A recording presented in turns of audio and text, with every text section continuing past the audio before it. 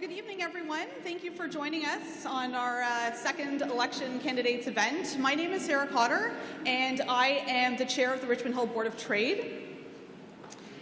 Before we get started, I'd like to begin by acknowledging that Richmond Hill, where we are located today, is the traditional territory of the Huron-Wendat, Haudenosaunee, the Anish-Inabek Nations, and the Mississaugas of the New Credit First Nation. We recognize and deeply appreciate their historic connection to this place.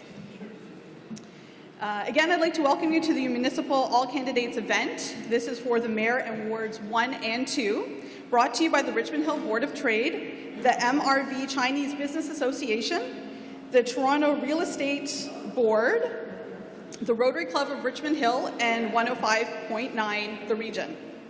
We would like to thank our sponsor for this event, TREB, and DigiPost Multimedia for providing tonight's AV, and the number of people, too many to identify individually, who have worked to make this evening possible. This event is a wonderful example of the cooperative spirit of the Richmond Hill business community. Thank you all who have worked so hard to make this possible. One of the primary objectives of the Richmond Hill Board of Trade is to provide resources, support, and forums such as this that are necessary for its members to succeed in business and ultimately improve the quality of life in the City of Richmond Hill. It is our hope that this evening's discussion will provide a forum for everyone to make informed decisions about their vote, their business, and their lives. At this time, I would like to introduce Moderator, the Honourable Brian Wilford, who will introduce the panel and set down some of the ground rules this evening. The Honourable Brian Wilford served for 26 years of elected political office, both as a municipal councillor and as a member of Parliament. He served as a junior minister of the Environment, as well as a shadow minister for Foreign Affairs and National Defence. He served as vice president of APPECD, which stands for the Asia Pacific Parliamentarians Environment Conference Development, which is based in Korea. Brian holds a Master of Arts in Political Economy, the Institute of Corporate Directors designation from the U of T Rothman School, and holds an accredited Municipal Clerk and Treasurer designation in the Municipal Administration from St. Lawrence College. Brian was on the Richmond Hill Council for 12 years in Ward 6, and very importantly, President of the Federation of the Canadian Municipality, President, Canadian Parks and Recreation Association. Apologize for the lack of flow there. He was awarded the Order of the Rising Sun, Gold, Silver Star from His Imperial Majesty, and the Prime Minister of Japan for his tireless work on Canadian-Japan relations. He holds the Queen's Gold and Diamond Jubilee medals, and he received 3 times the Rotary International Paul Harris Fellow Awards. All right, thank you very much.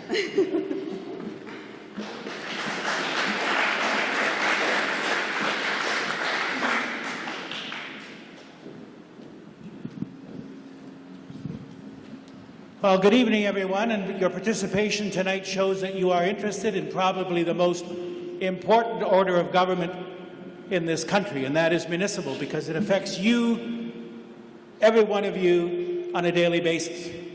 Whether you're turning on your water tap, whether you're sending your children to a Parks and Recreation program, whatever it happens to be. And you're going to have the opportunity in the next little while to listen to those who would like to seek your vote for public office.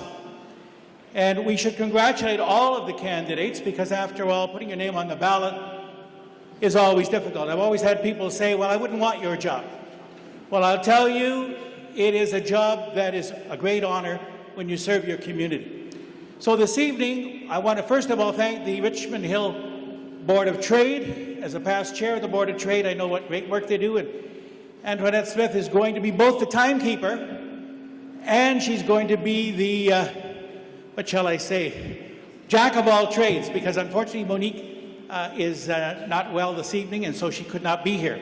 We have 3 distinguished panelists, and I say that my old friend Glenn Waugh, who is a former president of the Board of Trade, former president of the Rotary Club of Richmond Hill, Kenny Wan. Kenny is an accountant by trade and is the past president of the Markham Richmond Hill Vaughan Business Association, Chinese Business Association, and they were founded back, I believe, around 1997, the Richmond Hill Markham one, because I'm an honorary member. And we have Alina Opera, and Alina is the Government Relations Specialist with the Toronto Region Real Estate Board, and they have some very tough questions this evening. However, you will have the opportunity, because we want to hear from you. Now, when you do a question, it's a question, not a statement. And the participants tonight, we want it short, sweet, to the point. As former Vice President Hubert Humphrey's wife, Mayoral, said once to Hubert, for a speech to be immortal, it doesn't have to be eternal. So, the candidates will have 2 minutes to introduce themselves. They will have 40 seconds to answer the question, and then 2 minutes at the end to wrap up with a closing statement. By the way, all candidates in the House of Commons, you get 35 seconds and you get cut off. So we're being extra generous tonight. We're giving you 5 extra. So can I call up the candidates for Ward 1 to take their places at the front?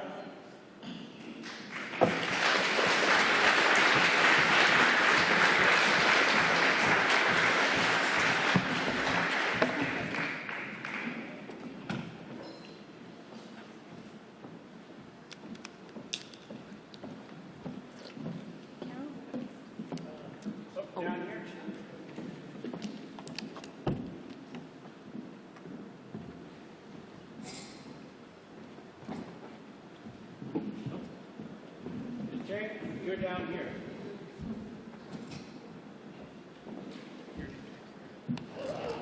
Thank you.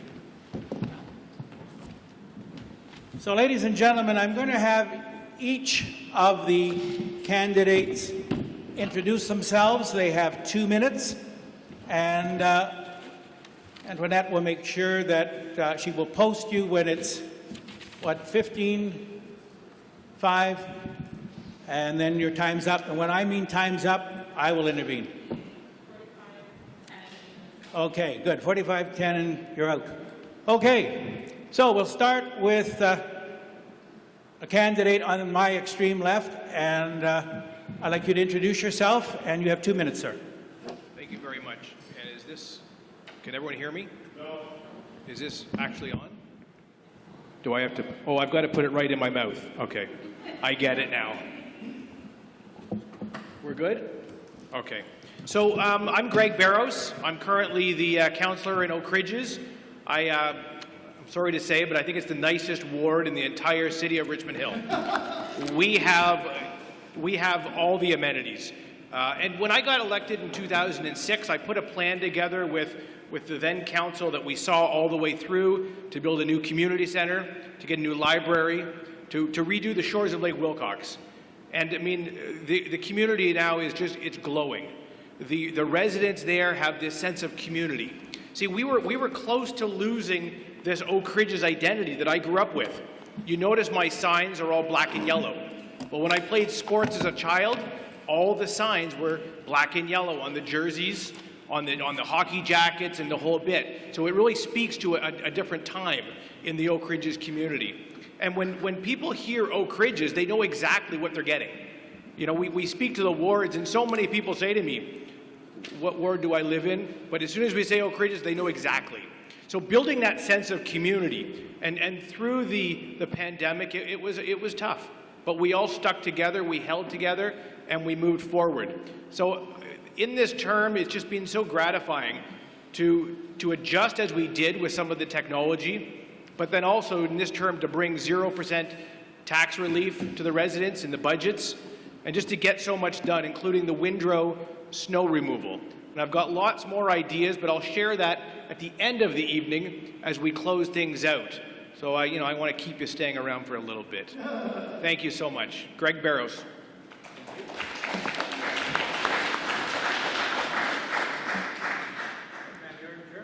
Thank you. It's working? Yes. So good evening, everyone. Thank you for attending this event tonight. Thank you, Sarah, for putting it on, and Antoinette, all your hard work. To the panel and to Mr. Wilford, and for all of you coming out tonight, it encourages me to see so many people who are engaged in the political process at what is an important level of government. As you, to my fellow candidates, I'm also encouraged by you putting your name forward. I know it's not easy, and for Councillor Barros, who's been running for 16 years, you know, it's not easy to be a councillor, especially in the town of Richmond Hill. You can hear I have an accent. I'm an immigrant like many of my neighbours. I've been in Richmond Hill, Oak Ridges for 22 years, having immigrated from South Africa with my husband. We've raised our 4 children in Oak Ridges, and only half of them are here tonight, but I've had experience in the corporate world, 12 years experience in the corporate world, and then decided that for various reasons, I was going to homeschool my children because of the issues in the public school system. My daughter graduated with a Bachelor of Science at age 19 and is currently studying at Harvard, for those of you who think homeschooling is less than the public school system. During those years of educating, I was able to lead many communities across the GTA, and especially during COVID, when families were struggling to educate their children with all the online learning. I've worked with food banks, run in non-profit organizations helping the victims of human trafficking, speaking up for the vulnerable and the helpless. Now, I want to tell you I'm not striving to be a politician. Being a politician conjures up images of people who are self-serving. I'm striving to be a public servant, somebody who serves the residents of Oak Ridges and ultimately the city of Richmond Hill. Whatever needs to be learned, I'm capable, and I'm looking forward to serving you in the future. Thank you.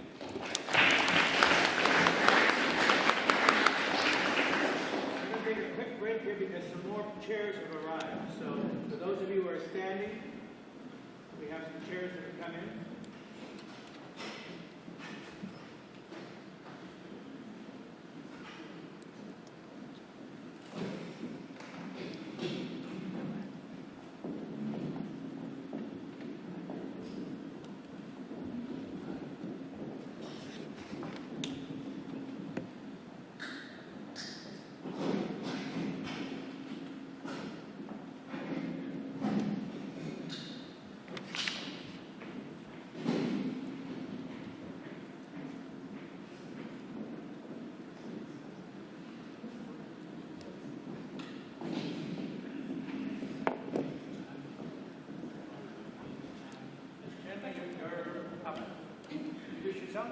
Okay. Hello, good evening, everybody. And thank you for the Board of Trade to organize this event. Thank you for everybody to attend it. And we have opportunity to present ourselves, to show what our platform, to the big important thing to get your support. My name is Weibo Cheng. I live in Richmond Hill for over 12 years, and I'm immigrated from China. And especially the last 10 years, I'm volunteer for Mackenzie House, and the last 3 years, I'm working there for the frontline worker. So I know how hard during the COVID period time, everybody was conquered, everybody was a difficult time. And I'm always promote excellence, and I'm the hard worker, and I have a hard passion to serve the city. I'm compassionate, and I'm sorry, and good listening. I really want to represent our diversity as Richmond Hill for the immigrant people to work together for everybody. I know the traditional is cherished, but change is welcome. Now is time for change. I want to everybody to work together. I am confident to lead the boat to going to the future of Richmond Hill. And the most important thing, my husband grew up in outreaches, and he knows the outreach is the past and today. He also wishes to be beautiful future, and I want to seek your vote. Thank you very much. Thank you.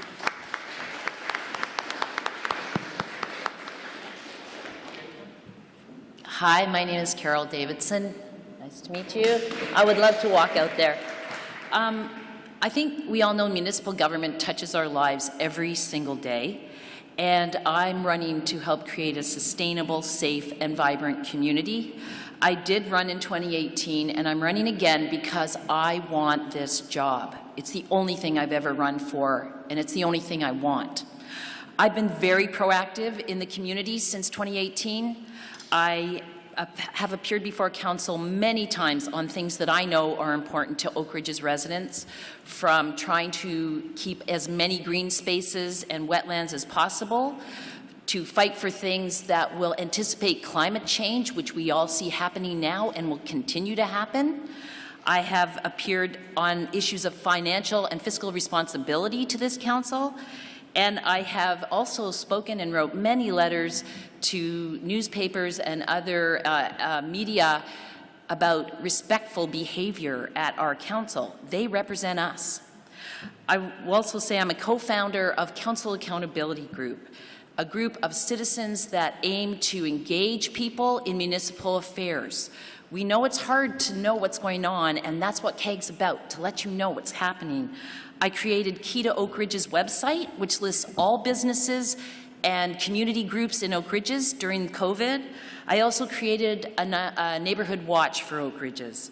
All I can tell you is that's just a sample of what I will be like as your counselor, and I want this job. Thank you. All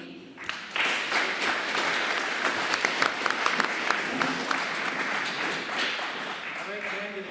We're now going to go to our questioners. We're going to start off with Glenn. And the first question will go to Mr. Barrow. Thank you. Yes, this is, we'd like all candidates to answer this question, and some of you, I admit, have touched on it, and some of you have answered. Can you turn the speaker up, please? I can't hear you. Can you hear me now? Now I can hear you. Thank you. As you said, you have to hold it right to your mouth, right? Yep. What has inspired you or motivated you personally to run for council? And also, could you touch on your qualifications to be a councillor, please? Perfect. That seemed like a lob ball question for me. Thank you, Glenn. So I grew up in Oak Ridges. I went to school in Oak Ridges. Oak Ridges is my DNA. It's what I love. It's what I've seen for my entire life. 2 years shy. I was born in North York, and I moved to Oak Ridges in '74. Being a child in Oak Ridges growing up, always wanting better. We didn't have a community center. We had to go to Central Pool to actually go swimming.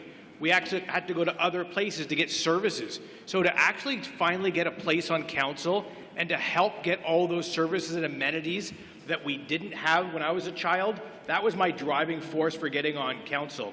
I was also a small business owner with my father. Seeing the city get out of business's way is important. Okay. So the reason that I'm running for council is because I noticed that there needs to be change within the Town Council of Richmond Hill. The Town Council doesn't seem to be a united front. It doesn't seem to be a team that works together to completely serve the interests of the residents of Richmond Hill. There's a lot of division, and I believe that I can bring that civility back as a public servant, to engage the residents of Richmond Hill, particularly in Oak Ridges, and to listen to what are their needs, and then to work within the system to try and bring about that change. We have a saying in our house, if you're going to complain, do something about it, and that's why I'm sitting here tonight. Thank you. John? Talk about why I run for the councillor. I'm always serving people. So I want to serve you, put the public service, put the public interest first.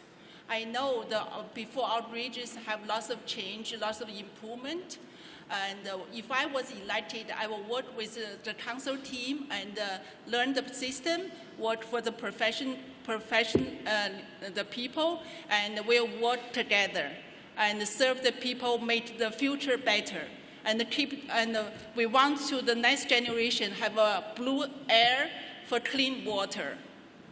That is my purpose. Thank you. I have a BA in political science and a master's degree in journalism, and I was a journalist at CTV News for 27 years, covering all levels of politics and understanding what's out there in terms of political systems, and we are so lucky to live here. But we could do better with our local government, and that's what I want to do. I'm very well read, I do my homework, I participate, and I think we can deserve more for our property taxes, and we deserve to have people that actually represent the way people behave in this town. I really love people, and I would love to represent the people of Oak Ridges in a way that they would like to be represented. I will never forget that I work for them. Thank you. Thank you. So we'll now go to next question. As a city councillor, how are you going to balance different interests between the city and the residents in your ward? For example, like never put affordable housing or a funeral home in my backyard. So who are you going to listen to? So who am I going to listen to? Is that the question? The question now goes to Catherine. Thanks for the question. So I think it is a fine balancing act between working with your council, but ultimately at the end of the day we represent those who've elected us. Now I'm also fully aware as an elected representative that you cannot represent every single viewpoint within the community. But what is key is to listen to all the viewpoints, bring them to the table and find common consensus between the groups. I don't think it's an either or, I think it's an and working with the council to represent the needs of the constituents and understanding what is the best interest from the staff of Richmond Hill. Oh, I believe we always should be work, even where diversity, we have to work with inclusive. We have to think about every single person's need. We have to meet all the requirements. We have to balance each side. But we have to under the whole plan to make a better choice. Thank you. I am not swayed by special interest groups. I'm not sure what you mean by that, but I do believe that we need to figure out how to have more affordable housing across the board. There's a missing middle. I think part of it would be the presentation of the ideas, get the community involved. We have great people living here. I think we would all love to work together and find solutions. I think we've already had some proposals from the affordable housing strategy that Richmond Hill's already tabled, and I think we can work off of that. And frankly, I don't know who you are or where you're coming from. We all want safe, welcoming communities, and I think we'd all work towards that. Thank you. The slogan I've always gone by is putting Oak Ridges first. And as an Oak Ridges councillor, I look through that lens. And I look through, is this good for Oak Ridges? I then look at it and go, is this good for Richmond Hill? And that's the balancing act for me. The thing is, while I'm an Oak Ridges councillor, I really am a Richmond Hill councillor. And when you sign that paper on the end of the election, you're signing for Richmond Hill City Council, not your ward. So I'm a Richmond Hill councillor in the end, and I've got to look after the city's interests. But Oak Ridges is the lens that I look at, and I listen to the residents through multiple pieces of input as to the decisions that we make for Oak Ridges. Thank you.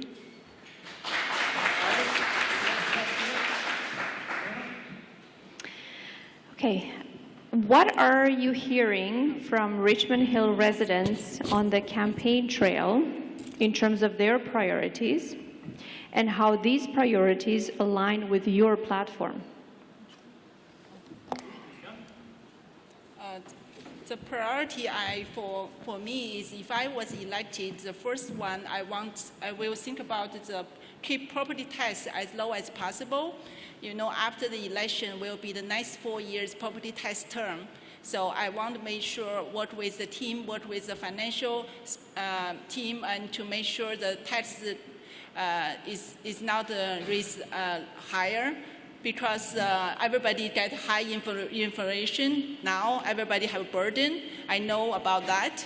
And secondly, I want to improve community safety, community services, and we also need to support the small business and protect the environment. That's my first priority. Thank you. Davidson? I have knocked on many, many doors. I've been knocking on doors since October. The #1 issue in Oak Ridges even more than taxes, is environment. People want to keep the green spaces. They want more green spaces. They don't want condos on wetlands, was approved in July by this council.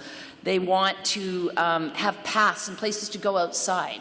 And as we build up in other areas, like the Bernard KDA and other high-density areas, we have to maintain the natural environment, not just so that people can enjoy it, but look at PEI, look out east. We're seeing weather we've never seen before, and nature's going to help us fend that off. Thank you. Thank you. And now go to Glenn. Sorry. Can I answer the question? Yes, I'm sorry. Yes, I don't think I am there. Yes, Thank you. Mr. Barrows. Thank you, Mr. Wilford. I appreciate that. So I'm hearing three things. And of course, we hear a lot of other things, but sometimes it depends on where you are in the community. Taxes, taxes, taxes is the first thing you get barraged, you get hit with at the door. And that aligns exactly with what I believe in. Making sure that we give value to residents is the most important thing. And staying true to our core beliefs in providing the services, the water, the snow removal, the parks, all those types of things. And then when you get near the Lake Wilcox area, it's keeping the people that don't live in Richmond Hill away from our wonderful Lake Wilcox. We've put paid parking in, and we're trying to make sure that Richmond Hill residents can use their parks. All right, we'll go to Ms. Catherine. Yes, thank you. So I've also spoken to many residents, and I would say, bar none, the number one issue in our community is safety. And there's two aspects of the safety. Firstly, it's petty crime. Cars are being broken into and is petty theft. And second is safety on the streets. So that is where I'm listening to the residents. In terms of crime, it's a regional issue. But I do believe in the community of Oak Ridges, there are many areas who don't have the community neighborhood watch, which is easy enough to implement without spending exorbitant fees. And in terms of streets, many streets are being used as thoroughfares, racetracks, and are dangerous. So before it's too late, we need to do something with traffic calming measures. Thank you. Next question. With the high inflation rates, interest rates rising, pressures on increased wages, higher costs generally by suppliers and so forth, how likely is it that taxes can be held to a reasonable level in Richmond Hill? So I think rather than off the bat saying we're going to raise taxes, I think we need to review the programs we have. And we're spending $4.4 million a year on Windrow. We need to review if that's effective, especially for condo dwellers that don't benefit from that program. I would like to see what we're really spending money on, get involved with the people in City Hall, find out where we can maybe trim without hurting folks. I know that we're all struggling to even go to the grocery store. So it would be irresponsible for me to say what we would do in terms of a tax rise if we couldn't afford firefighters or some urgent need, but I think we really need to review what we're doing with the money we already have. Thank you. Thank you. Mr. Barrows. Well, we only spend $368,000 a year on Windrow, so I don't know where that $4 million number came from, but we can definitely keep taxes at zero. It might not be easy. There's a lot of things we need to look at. But I think as a community, when we get together and we decide what is it that we have to have versus what we want to have, that's where we can then come up with those savings. And I mean, we've heard before. We saw it at the library where the previous term of the library board said, we need 8% or we're going to close on Sundays. We found $1 million in savings at the library board. And the library is open on extended hours on Sunday now. So when there's a will, there's a way. You put the right people in the right place, you get things done.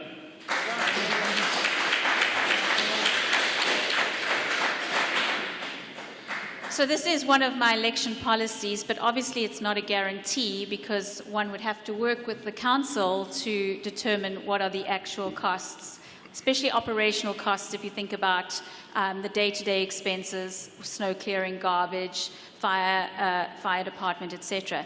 But I do believe one way we can affect inflation is by attracting businesses to Richmond Hill.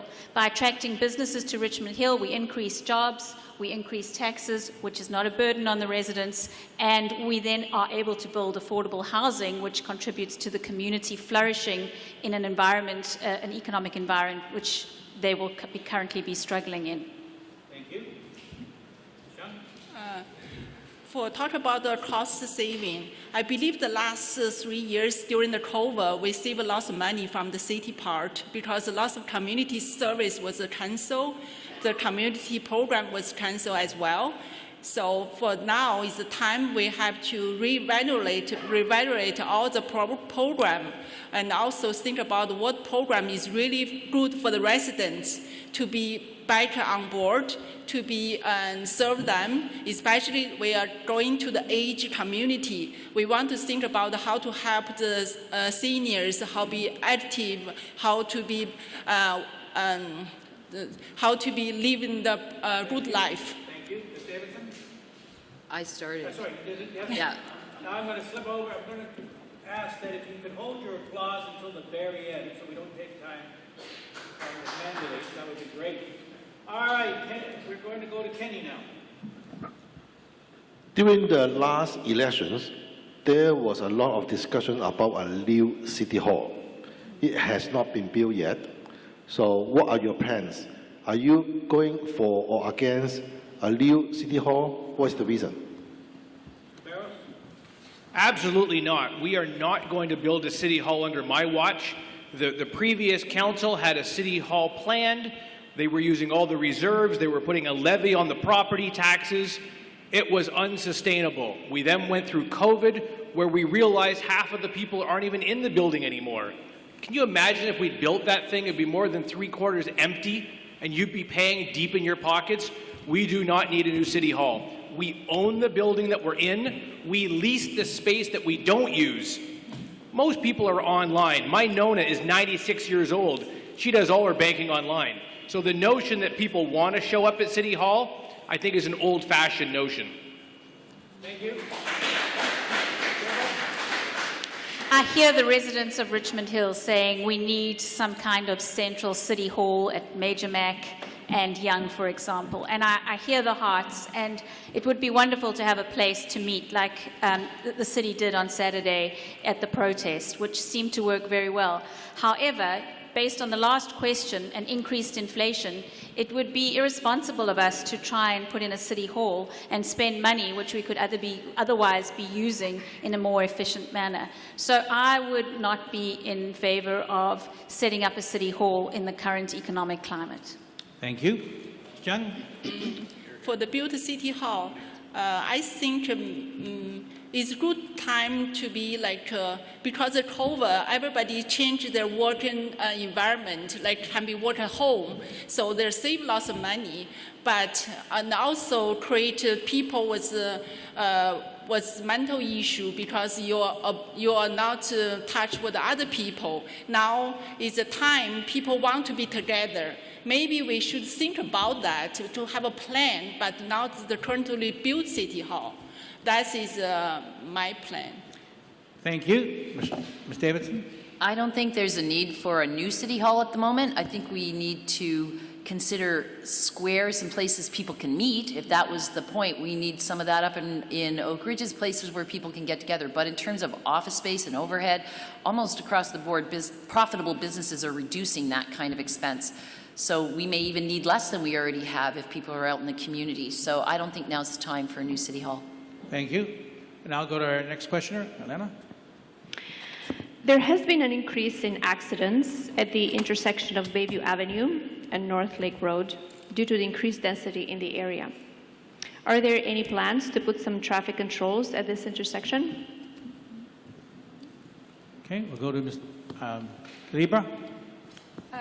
Okay, so in terms of plans specifically for the North Lake and Bayview intersection, every project that's undertaken needs to be looked at from a holistic perspective, and it's not the only intersection in the whole of Richmond Hill that has constant traffic issues. So I think to isolate one area would take the whole issue out of context. I think there are many streets, and we would have to do a feasibility study to see how we can impact calming traffic measures at all key intersections where there are traffic concerns. Thank you. Ms. Young? For that issue, I think we should gather more data and also have a public event to get the people's opinion. Do we need to put the control for that intersection? to better to serve the people for go to work, to drop the kids and all this situation. So we can, after I was elected, we can put it to the team to have a consideration for that. Thank you. Ms. Davidson? I think the problem that intersection is very close to where I live in Ward 1, Oak Ridges, is the is how many people are using that park. The reason why that intersection is a problem is because people are whizzing in and out of that park entrance. There's a parking lot there. I appeared before council in 2018 and asked council to consider moving the entrance to Bayview and do something that's more controlled in and out of that parking lot. There was a terrible accident there in August, and many of us who live there have almost been sideswiped. So we really need to revisit where and how people are getting in and out of Lake Wilcox Park. That's the problem. Thank you. Thank you. Mr. Barrows? That is it's a huge question. It's a local road going on to a regional road. It's a concert between the city and the region of York. We've also then got the old Bayview, which comes in on the sides there. We've got the park. We've got the region saying they do not want to have another driveway going into the parking lot. So there's an awful lot of work there that needs to be done. But you put the right person in the right place. I pushed hard for Worthington and Bloomington, and we got a traffic light there. So it can be done. Thank you. All right, we will go to Kenny.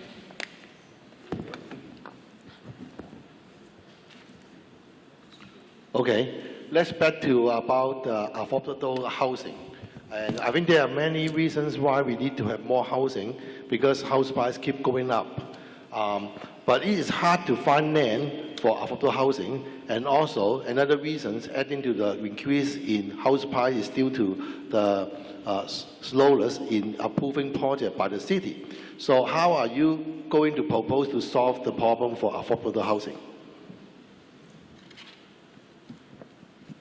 Ms. Chung? How to solve the problem, affordable housing problem? I think let's think about the affordable housing. We should sit down to analysis what qualification for affordable housing the people will be qualified for that, and we can sit down with the region and also the city and community to have a couple times meeting and have a proper plan, and also have a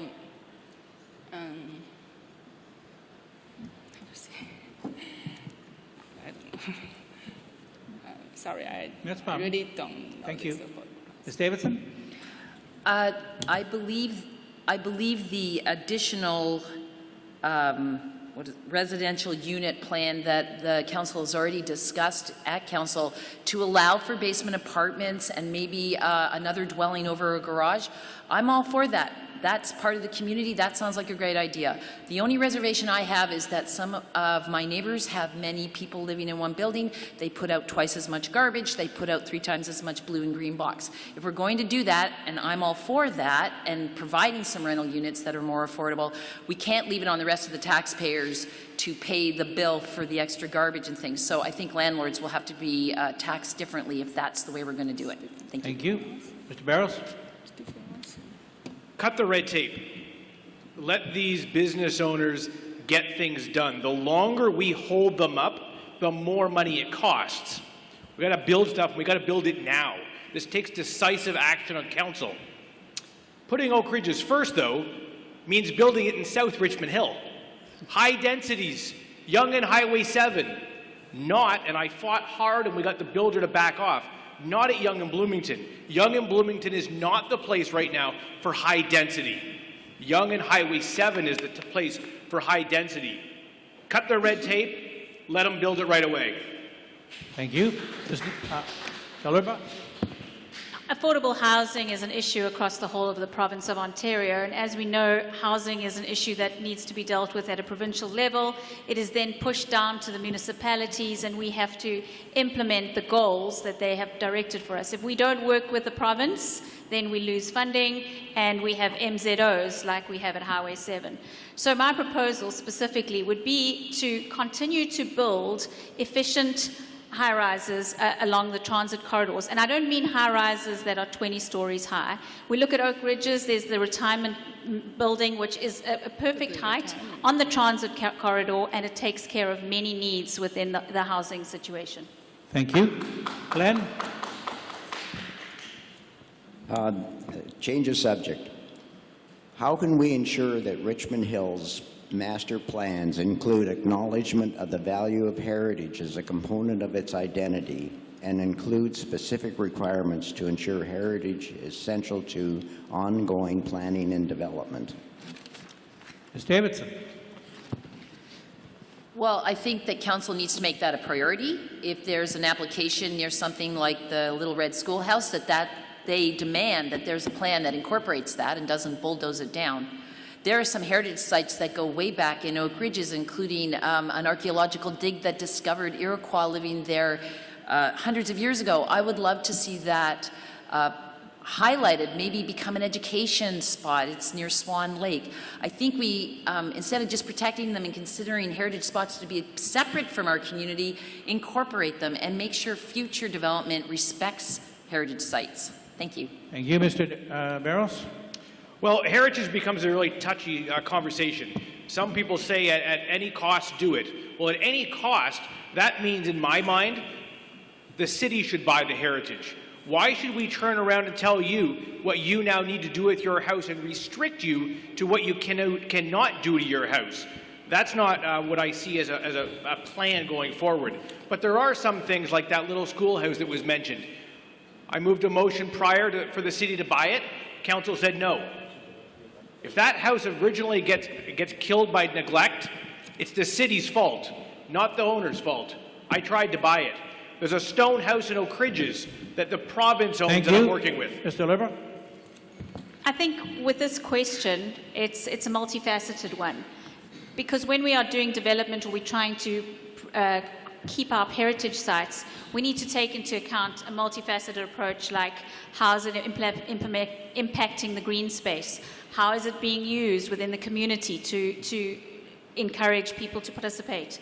How is it going to affect the transit system in terms of accessibility? So I think when it comes to specifically focusing in on heritage sites, it has to be a holistic approach as opposed to single-minded view. We need to just save the heritage site. Thank you. Ms. Chung? For the heritage, I believe Richmond Hill have a rich heritage history, and we have a heritage center. We have all the we keep the heritage houses. We have a heritage houses list. We make sure the owner was well take care of their house according to the building code. And on the same, another hand, whenever the resident bought a house is belong to heritage, we want them make sure they follow the rules, they follow the city policy, so they are well keep the heritage. So that is we keep our history. Thank you very much. We're now going to go out to the audience for questions. We are going to wrap up at 7:15 for the next group of candidates for Ward 2. So we will go and please put your hand up, make a question and not a statement, and as succinct as possible, and again, 40 seconds for the answer. If you're directing it to a particular person, please say who that is, and if it's to all of the candidates, then I'll have them all answer. Thank you.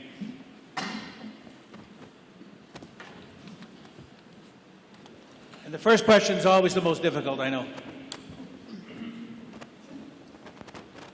Thank you very much. My name is Anastasios Baxivanides, and I have to tell you that the acoustics are not permissible. I don't understand why we cannot hear, at least I cannot hear anything. One subject I understood, was about the City Hall. Is this correct? Am I correct? Your question? One question was about City Hall. Yes. This city, this town, doesn't need City Hall. Needs a very good council. Your question? And that should be the basic question. Are we pleased with the council? Then we are fine. Your question? Or we'll Thank you have- very much. Okay. The question? Next question. Gentleman at the back.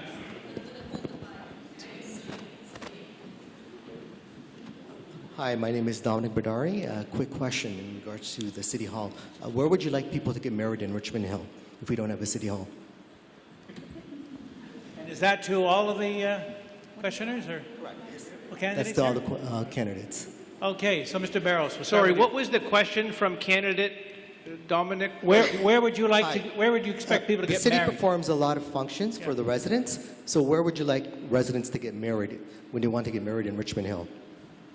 Well, being a previous employee, as you are, working in the clerk's office, in the same places that they're currently getting those services at East Beaver Creek, being that they can then go upstairs and they can rent a room to have their wedding ceremony, or they can get their Access Richmond Hill paperwork in the newly redone main floor, great opportunities there. But we see more and more people just going online to get a lot of these services that they're looking for. But a marriage ceremony, if I understood the question correctly, Yes. I may not have heard it, right there at City Hall. Thank you. Mr. Libber? I think the question really isn't about where should people get married, because if you look at people today, they're getting married all over the place. They're just coming to City Hall for a license. If they need a venue, they can use City Hall, but we have beautiful sites all over Richmond Hill they can use.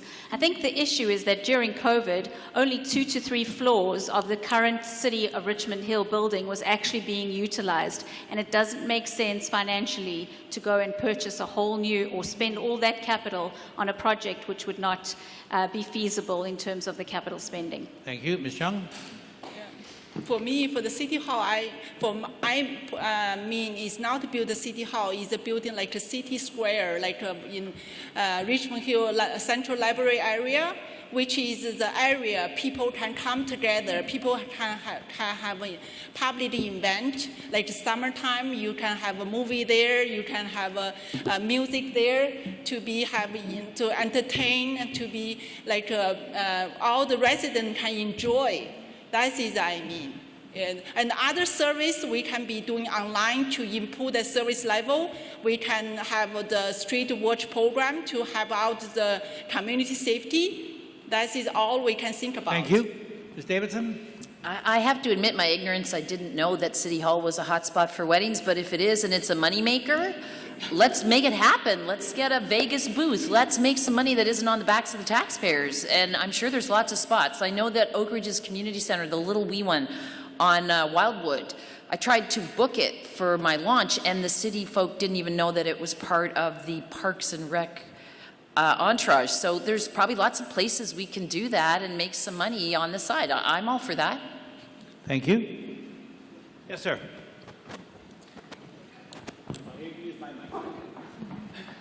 The President of the United States is limited to 2 terms. Some people on Richmond Hill Council have made it a career. What are your thoughts on limiting the number of terms somebody can serve on council to 2 terms? Mr. Libber? I didn't catch your name, but thank you for that question. It's very interesting. I actually made notes for tonight's meeting to see, of those on council, how long have they served? Godwin Chan, Greg Barros, 16 years. Carmine Pirelli, 12. All the rest have served 8, except Joe DePaulo, who served recently 4 years and served earlier. And I think in any business, nobody serves in one position or one role for 16 years. You have change. It brings new ideas. It brings fresh thoughts. And I am completely for the concept of not having career politicians at City Council. I think we can see what happens when we do. Thank you. Ms. Chung? Thank you for the question for serve 2 terms. I'm okay for serve 2 terms, but if I serve you better, I'm also love to serve you forever. That is my philosophy. I want to be like the queen, to have the serving heart to serve the people. That is even I do volunteering in Mackenzie House. I do different positions. I go through from the front desk, gift shop, to the help program, and now finally I work in Mackenzie House, be the frontline worker. That is the serving heart. Thank you. Ms. Davidson? I think that it's a tough call because some places end up with a great politician everyone loves. Hazel McCallion was mayor of Mississauga forever, and they didn't have a deficit at all until she left office. And I think most people would ask for another Hazel McCallion. But I would definitely be up for a referendum on the next vote, not this election, no time, but ask the people what they want. Because even though people have been elected many times, it is the will of the people, and I believe in democracy, and that's democracy. But I'd love to ask folks what they would like, because I do think we at times would like a change more often than every 16 years. Thank you. And we will now take one more question. Can I after I hear Mr. Barrows. Can I answer the question? Mr. Barrows. Thank you. So it's the Municipal Act that defines the terms. It's not the council that defines the terms. So if we were to ask the province, we'd like this to happen, perhaps. Careful what you wish for, though, sometimes. This week, we're burying a beloved man in Richmond Hill. 35 years of service to Richmond Hill Council.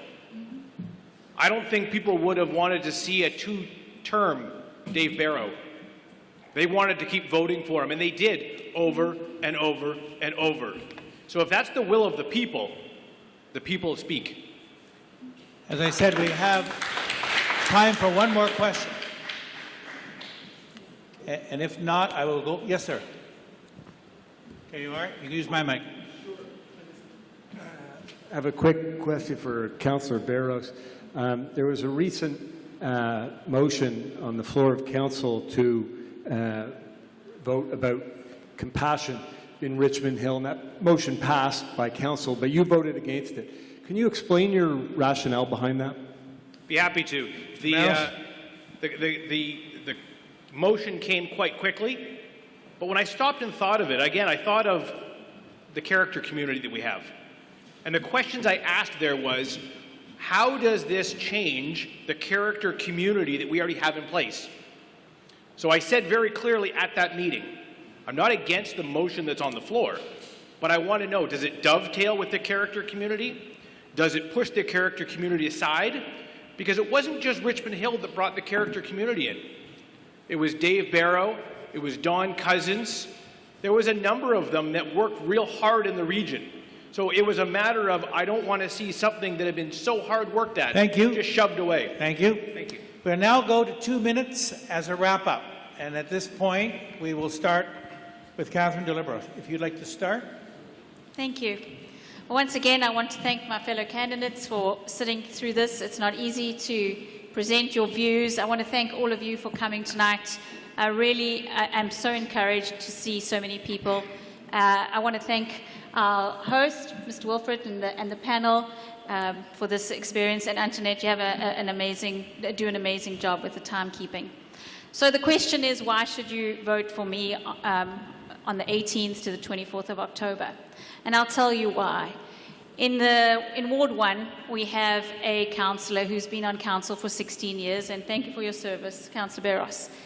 But we need change, and we need fresh new ideas, and we need people, I would humbly say, that actually live in the ward permanently. I live in Oak Ridges. I've lived there for... Excuse me. I've lived there for over 22 years, and it is my home, and I feel like the neighbours of Oak Ridges is me. I'm not here to be a career politician. I'm here to be a public servant. I kept under the radar, serving people quietly, not putting my name in lights, because that's the kind of person I am. But I reached a point where I could no longer sit back and not do anything based on what I was seeing happening at council in this beautiful city of Richmond Hill that I've grown to love. I know many people in this city are frustrated with what is happening at City Council, and I believe that we should work as a team, irrespective of what our beliefs are. The end result is, how are we serving the people of Richmond Hill, and how would I serve the residents of Ward 1?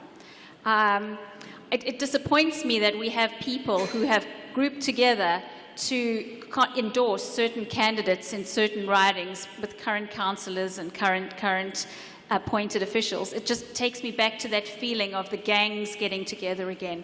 And I hope you vote for me so we can break up the gangs of Richmond Hill City Council. Thank you. All right, Ms. Young. Hello, everyone. Thank you for the opportunity to give me to this evening to present myself to you. And thank you for this, all the questions. And especially thank you for this coming election. Everybody have a voice to be vote for what you want to really want in the council. And I want to see for now, because it's the time for change. I want to talk about the trust and respect. And for the council you vote, and that is you put the trust down. So if I would be voted in, I will be honored to serve you. I will be the person to listen your voice, to put your interest first, to serve the Richmond, to serve the Ward 1 people, also to serve the city of Richmond Hill. And also I plan to bring your voice to the city, to the region, to no matter what the issue you have. And I want to include in everybody, not the resident, you have your voice. Maybe the resident, you don't have voice. And some residents, their disability, some residents, they have their issue, they need the help. I also want to listen to them. And I'm the person I see, I do. I want to put my heart, and I always put my heart, my compassion in the things I do. So I want you to see that, and that is the reason I want to run councillor. Please vote for me in the coming election. And the online vote will be started 18 to 24. And if you select to be in the poll station to vote, remember vote from 22 to 24. Vote Wei Bo-cheng for your next councillor, Ward 1. Thank you very much. Ms. Davidson? In my mind, this is the most important election in Richmond Hill history. It is time for positive change, and I believe I am that positive change. We need residents, staff, and council to work together, and I believe that's only going to happen with a change in leadership, and I would like to be one of those leaders on council. I've shown my community what I mean with my volunteering and getting behind causes and helping other people write letters. And if you like what you see in Ward 1, Oak Ridges, you're going to get more of the same. I won't be influenced by special interest groups. My sole reason is to be there is the same reasons why I want a good councillor. I want our community to flourish. I will act professionally. I won't embarrass my residents. I'll never forget that I'm there for them and local business. I really want this job, and I challenge the voters to give me 4 years. You won't be disappointed. I really, really will represent Oak Ridges in the way residents want to be represented. Thank you. Thank you. All right, ladies and gentlemen, we can certainly thank Mr. Barrows as our, what I call it, cleanup batter here. And then I will have some instructions for you. Mr. Barrows. Very good, thank you. Oak Ridges, wow. As I said earlier, the best ward in the city, bar none. I know at the council chambers, people are jealous. I've got it. It's all part of the city. The city is fantastic. So I said I would end with a few new ideas because I've been knocking on doors, I've been talking to people, and over the term, I've heard a lot of things. Waste management. We currently have an outdated system where we've got trucks driving with people hanging off the back, throwing it in the back. We have other municipalities that have moved ahead with the tote system where the lids are staying on it, the recycling's not blowing all over the city. In speaking with Miller Waste, our current contractor, but it would need to be bid to get the best possible price, they say at least a 20% drop in the prices because they've only got one person in a truck, not two, and we know labor is very important right now. Fire service amalgamation. We have talked about it for years, but councillors of York Region need to get really serious about this. There could be a better service for the residents at a better price. Better service at a better price. Only if we work together on amalgamating the fire service. The Oak Ridges Corridor Park is in Oak Ridges. It's 1,057 acres of parkland. It's owned by the province. I would like to begin a subcommittee of council to start looking at asking the province to transfer that with the appropriate funding to the city. I think we can manage the Oak Ridges Corridor Park a lot better than the province can. They're using the Toronto Regional Conservation Authority as their cleanup crew, and I get emails all the time that the garbage isn't being emptied and the parks in that area are dirty. Those are just 3 ideas I got to start with. I got all kinds if you want to talk to me later. Thank you so much. Vote Barrows. Thank you. Ladies and gentlemen, I use the term cleanup batter because, like baseball, one of these candidates would like to hit a home run on Election Day on October the 24th. Usually we say people vote with their feet. Now you can vote with your feet and your fingers, I guess, online. But at the end of the day, if your neighbors are not here, spread the word. You've heard the candidates. When candidates come out and they cannot reach everyone, give them a call. Take their literature.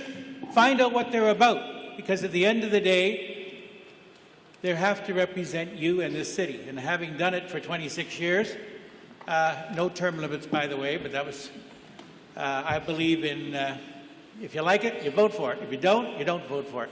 At the end of the day, it's up to you. You get, I will tell you this, often in municipal politics, 30% of the people vote, and after the election, 100% complaint. So thank you all very much, and we'll ask the Ward 2 councillors to come on up.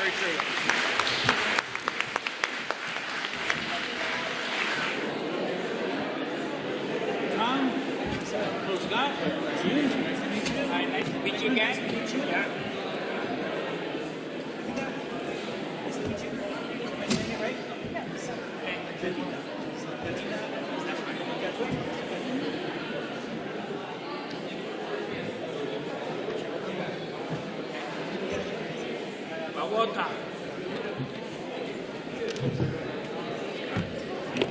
Sigmund.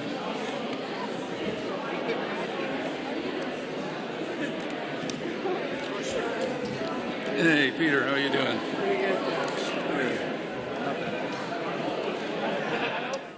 All right, ladies and gentlemen, we have tonight the candidates for Ward 2. And we are pleased to have 5 candidates here to answer the questions from the panelists and, of course, from you. And as I said before, this is the most important order of government because obviously it affects you every day, from planning to where they put the sewers to parks, etc. So we will start at my extreme left, and I'll have the candidates introduce themselves. They have 2 minutes. Then, when we go to questioning, they will have 40 seconds. We will cut them off at 40 seconds, and then the wrap-up will be 2 minutes. So I'll start at the very end. Mr. Goldberg, would you please introduce yourself?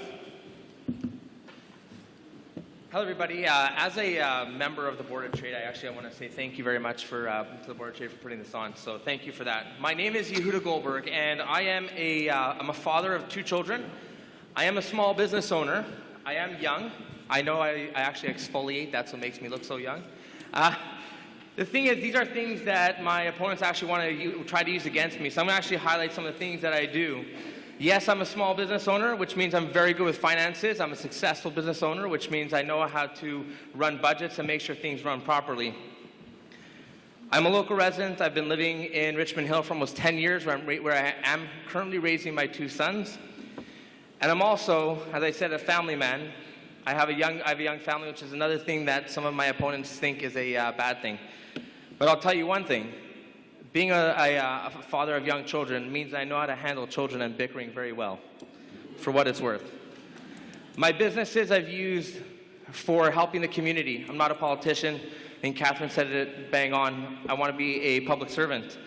And I've been using my businesses as a catalyst for being a public servant for the last 5 years, for almost 6 years that I've been in business. I've been using it as a platform to run charity events and raise money for those in need. Throughout COVID, when the government was shutting down businesses and people were losing their jobs, I ran many charitable events throughout the entire 2.5, almost 3 years now. They continued even into September when the inflation hit and the interest rates went up. And that includes this weekend for Thanksgiving, where I do my annual Thanksgiving charity event, where I'm giving away 100 free chickens to those in need. I use my business as a way to help people, and being able to be on council will give me more ability and more power to help the community in the way the community needs. Thank you. Mr. Choi? Thank you. Can you hear me? Speak right in the mic. That's it. Can you hear me now? Yes. Hello and good evening, everyone. Thank you, Board of Trade, all the organizers, panelists, and wonderful neighbors. My name is Tavinder Jitoi. I'm a mother, a wife, and a neighbor residing in Ward 2 for the last 10 years. Professionally, I am a former medical doctor and former maternal and child health advisor with Japaigo, an affiliate of Johns Hopkins University, US, and currently working as a licensed immigration consultant and holistic health counselor.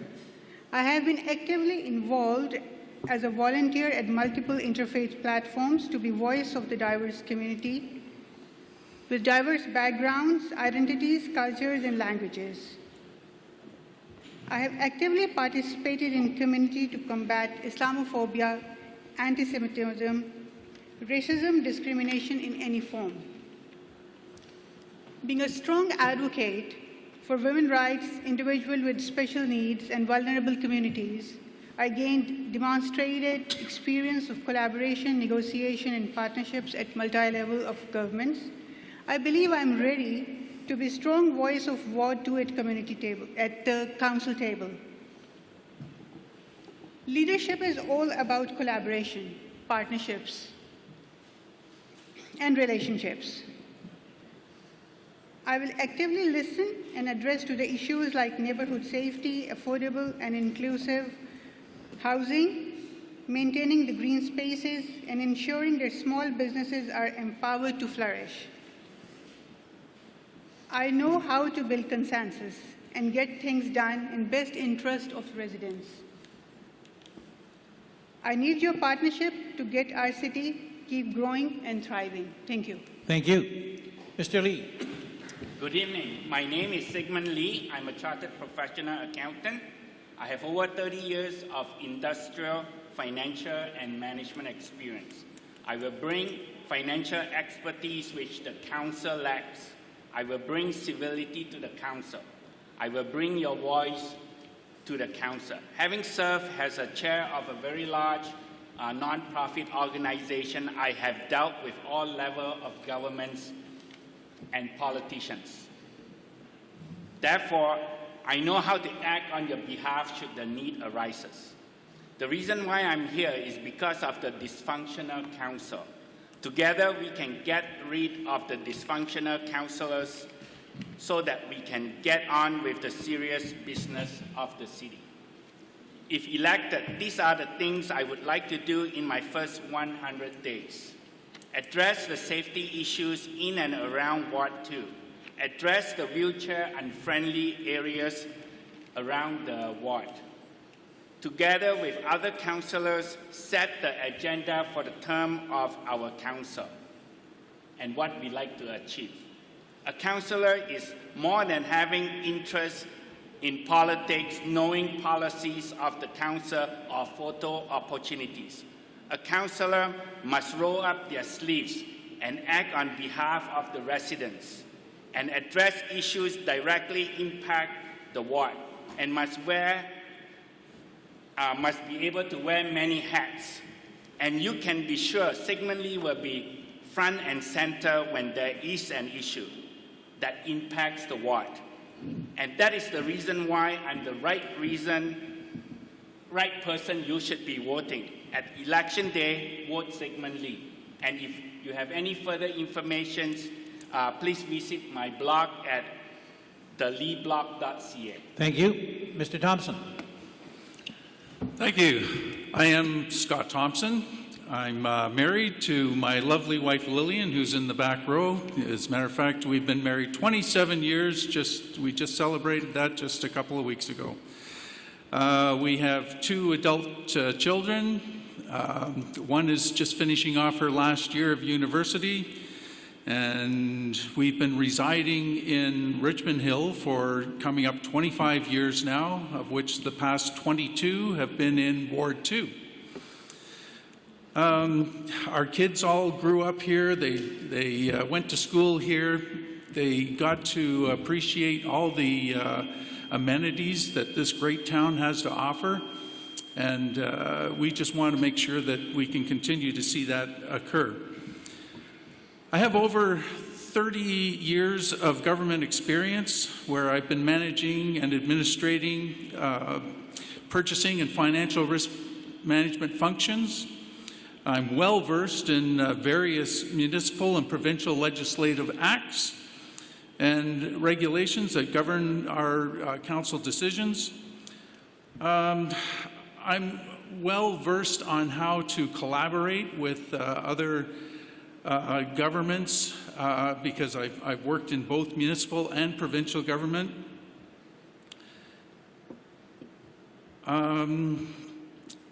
I've volunteered quite a bit for Richmond Hill. It started out predominantly in recreation, in coaching for Kings and Stars. I did media relations for the Richmond Hill Ringette Association.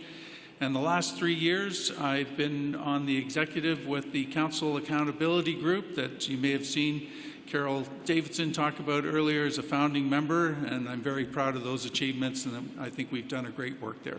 So thank you. On October 24th, vote Scott Thompson. Thank you. Mr. Mensch. Good day. I'd like to thank the Board of Trade for putting this in, and the chair, and thank all of you for coming today. My name is Tom Munch. I've been involved in community activism all my life and volunteering all of my life. I'm well-traveled.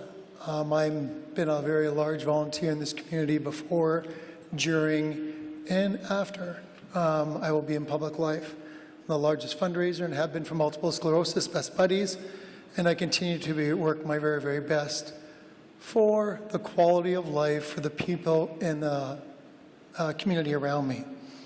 I have been an active advocate and will continue to be an advocate.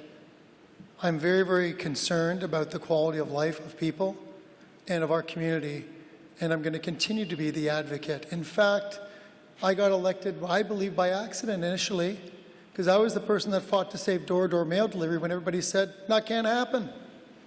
By the way, Aurora and Newmarket lost their service, but we kept it here in Richmond Hill because of the efforts of the community as a whole, and myself as the representative who took the lead on that. Small businesses, I've been involved and had ownership in several of them, from Vortman Cookies, of which I was the distributor, to many other companies. I was involved in 2 Fortune 100 companies, which I was involved in senior management. I believe now is a time in an inflationary period where experience matters. I'm a current elected individual. I've been the representative for Ward 2 and been really a voice on council on pretty much a lot of issues and taken the forefront to deal with the various challenges. And I can tell you it is challenging to govern. It's not fun to manage and it's hard to lead. But you got to get there. And it takes a real, type of person to really make a difference. So I thank you for doing this, and I look forward to today's debate, and thank you again for all coming. Thank you.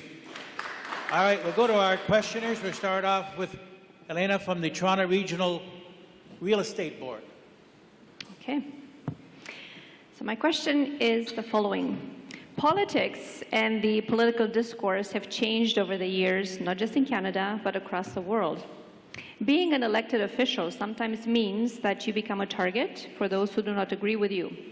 If you are elected, how will you deal with such situations if it impacts you personally? Thank you. Ms. Jatoy, you start. Can you repeat the question, please? Okay.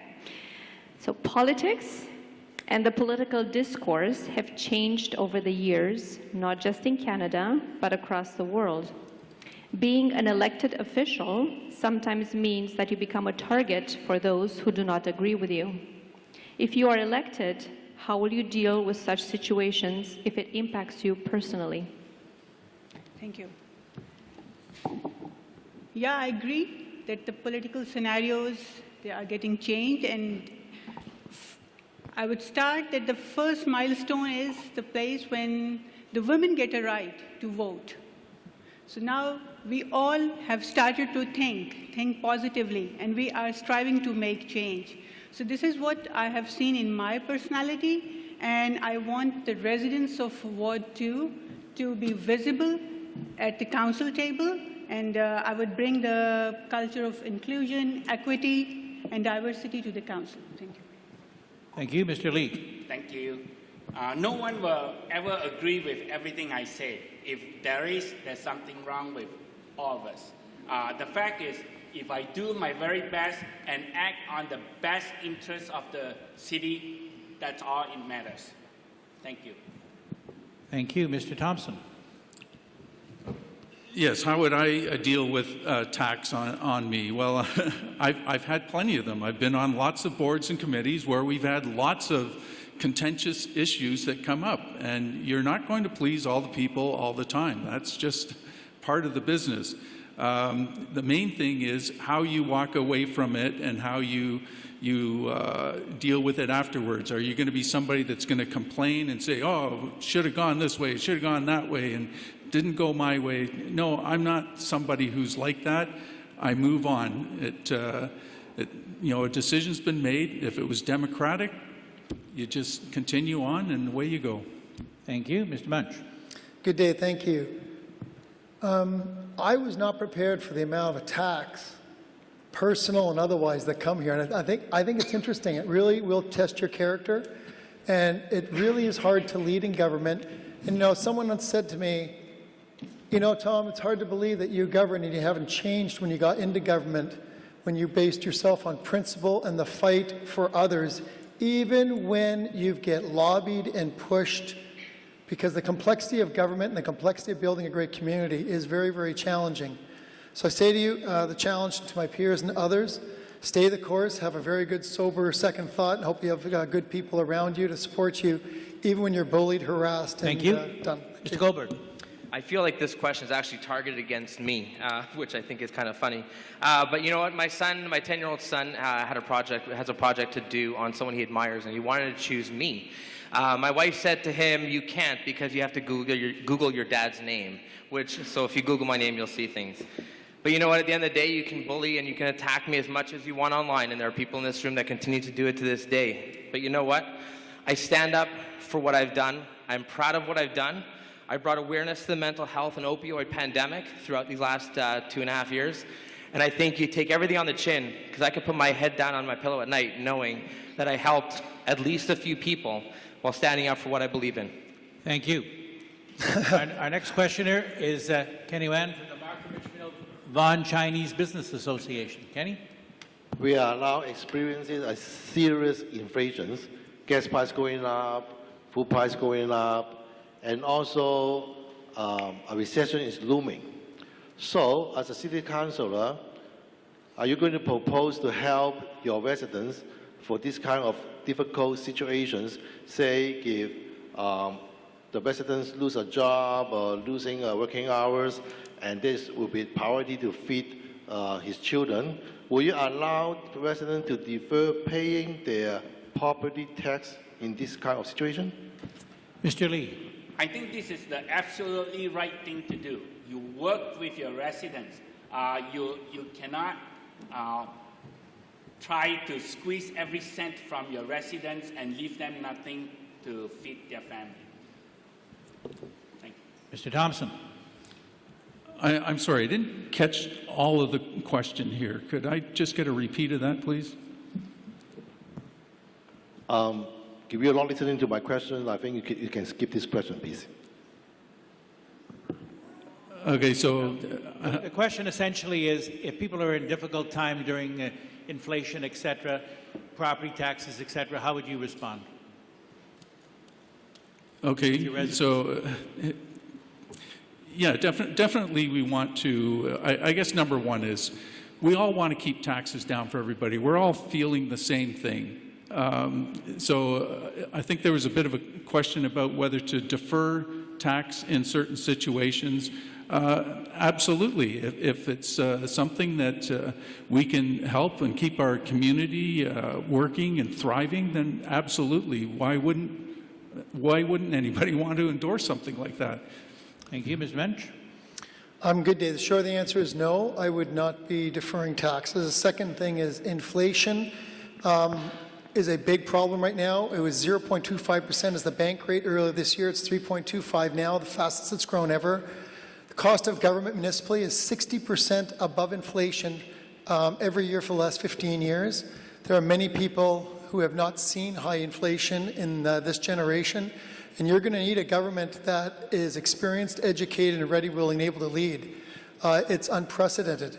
So I would say to you, the businesses really need help, and it's a real challenging time. Shorten my time frame. I encourage you all to reach out to me. Very, very tough topic to talk in the short time. Thank you. Mr. Goldberg. I don't believe in raising taxes, and I believe in finding efficiencies in government. You know what, to be honest, the last 2.5 years of my business, I did not raise the prices of meat to help people because I believe in the community. But on the final thing is, though, is at the end of the day, I'm the only candidate sitting here, and the only candidate for the entire council for Richmond Hill that's donated his salary to charity last year, and the only candidate that's going to put food on the table for people. So at the end of the day, yes, we all have to help our community. There's certain things we can do in council, but as a member of council, you're bound by a duty to help people personally as well, and I'm willing to put my money where my mouth is. Thank you. Jatoy? I don't think that we should look into raising the taxes. We should bring the inclusive mental health strategy to address those issues. Much population is impacted by this inflation, especially the post-COVID, and we have to work collaboratively and mobilize the resources at the different levels of the governments so we can equip the small businesses, the residents at all levels. Thank you. Thank you. We'll now go to Glenn Waugh of the Richmond Hill Rotary Club.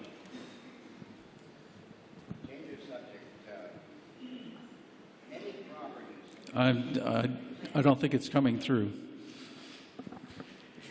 Many properties have been sold and then the existing home torn down all over Richmond Hill.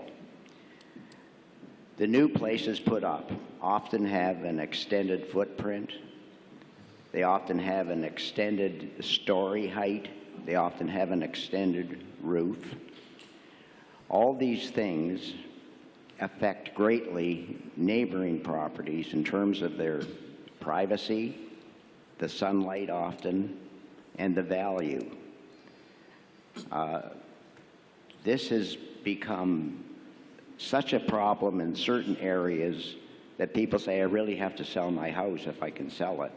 Because, you know, I used to be able to have a garden here, but I can't have a garden here. There's no sun anymore. This house behind me is so high, and they've extended it so wide, I don't get any sunlight at all.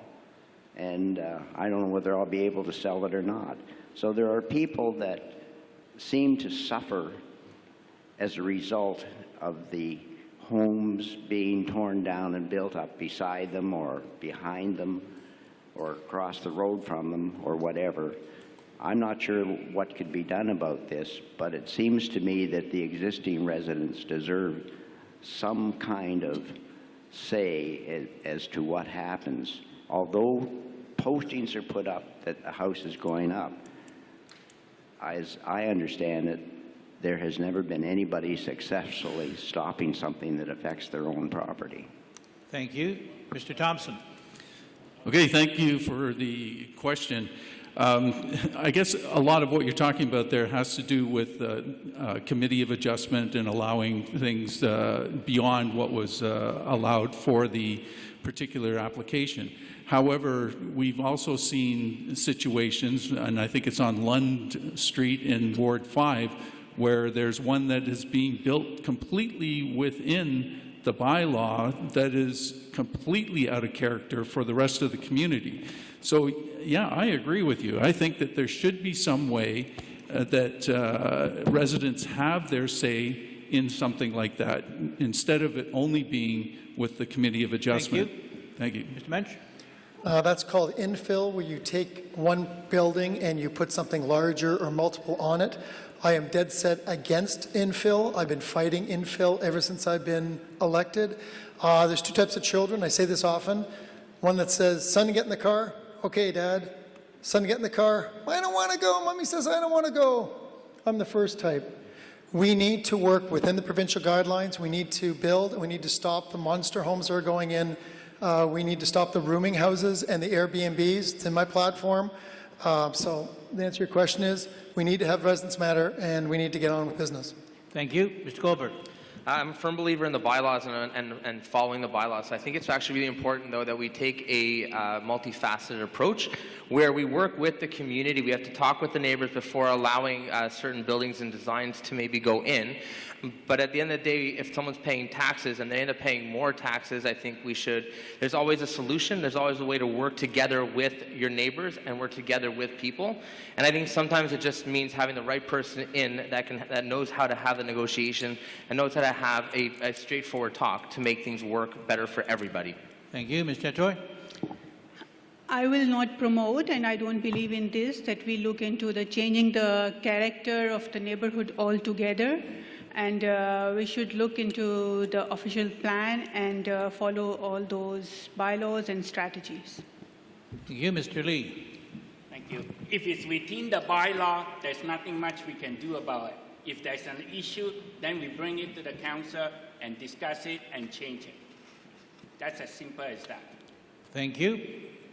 We will now go to Elena. Okay, so similar vein on housing. Millennials are currently facing big challenges to enter the real estate market for both ownership and rental. This directly impacts our community as young, hardworking people move away in hopes of finding an affordable place to call home.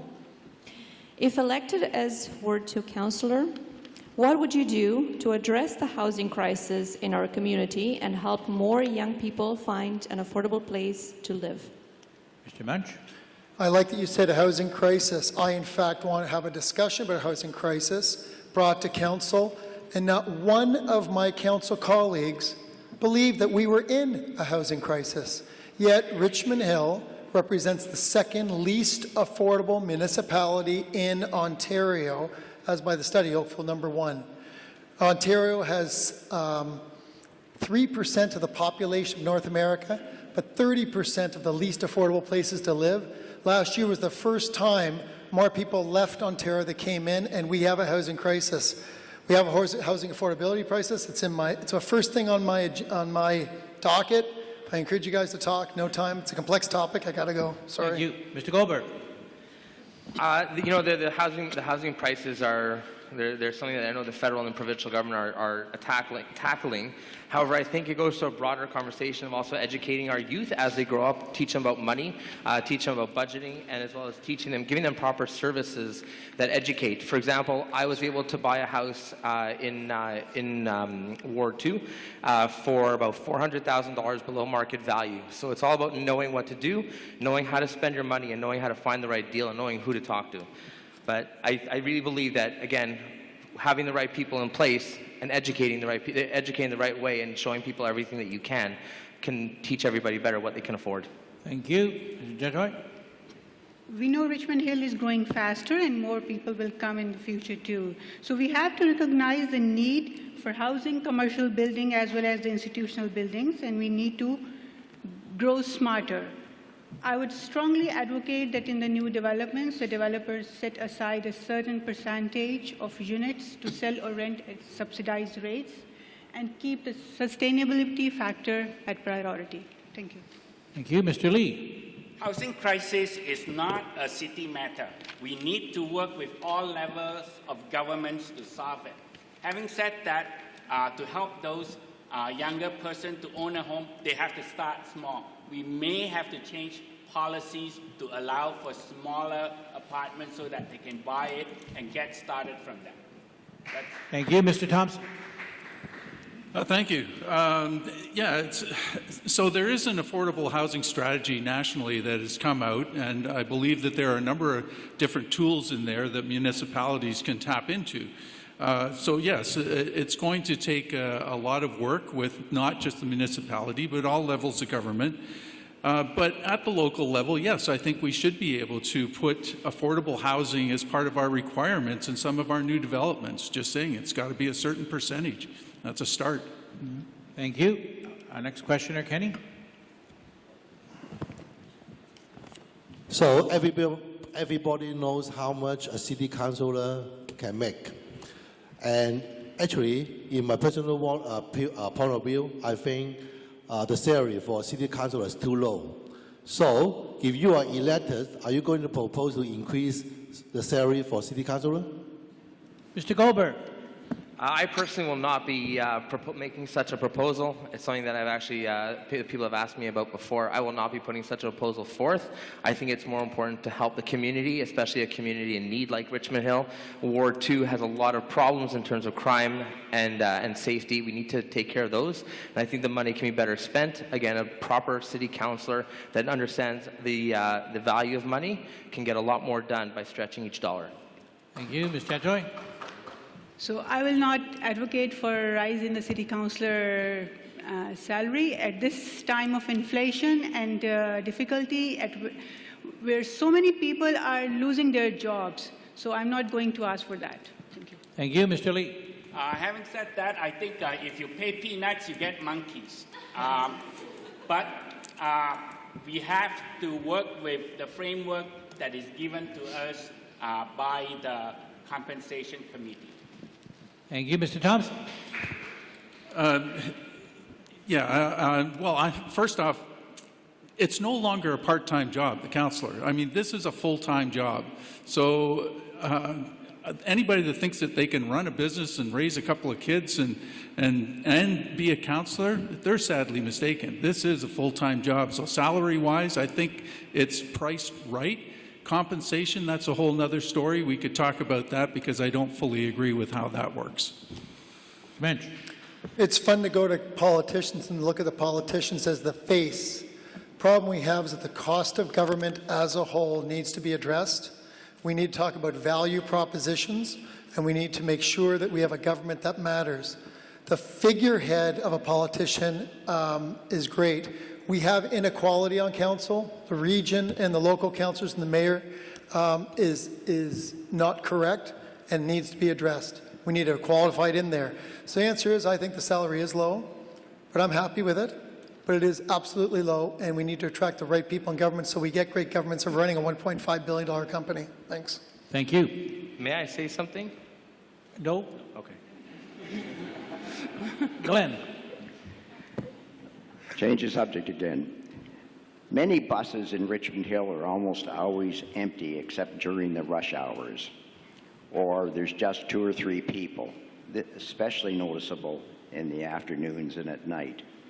Is there a better way or a solution that you could come up with for this problem? Mr. Goldberg. This is actually a very big cornerstone of my platform. Number 1, we should be putting YRT on those Viva bus lanes. Number 2, another option is to add the school buses to those bus lanes during rush hour, take them off of the main streets. And number 3, we can also even make them into carpool lanes if need be. Thank you. Chatoy. May I ask to repeat the question, please? The question basically is there's a lot of buses that are running around Richmond Hill and they're not filled necessarily to capacity, or they're not filled at all. And what is your response to that situation? So we will work collaboratively to come up with a strategy to look into this issue, that how we can address, of course, the environment issue also when there is much transit is going, so we have to solve that in that capacity. Thank you. Mr. Lee. Unfortunately, the schedule of the buses are infrequent. This causes a lot of issues where people will not take the bus. Let's get a frequent schedule and people will come. Mr. Thompson. Yes, thank you. We definitely need a review of how transit is going, particularly coming off of pandemic, where a lot of people are now working from home and not going back into the office. So, yeah, it's something where it needs to be done, and we're just a partner in that. So we have to go to the stakeholders, the YRP, the YRT, and work with it from that direction. Thank you. Mr. Munch. I'm a huge supporter of transit stop. We are responsible for implementing what we can do. I have moved several transit-orientated communities which would help affordable housing. I've moved motions such as no cars into high-rise units, forcing a walkable, livable area with no traffic, and embracing transit and Uber and supporting these other methodologies like bikes and scooters, which is what I'm using in my campaign. I'm very happy that Kingston, London, and other areas are supporting Richmond Hill by investing here. We need to embrace transit. It's the right thing to do. Thank you. All right, we have one more round of questioners.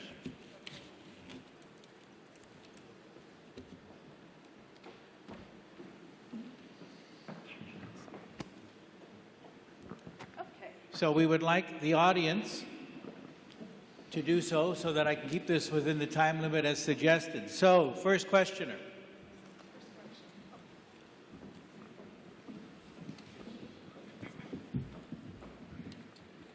My name is Jonathan. This question is to Councillor Munch.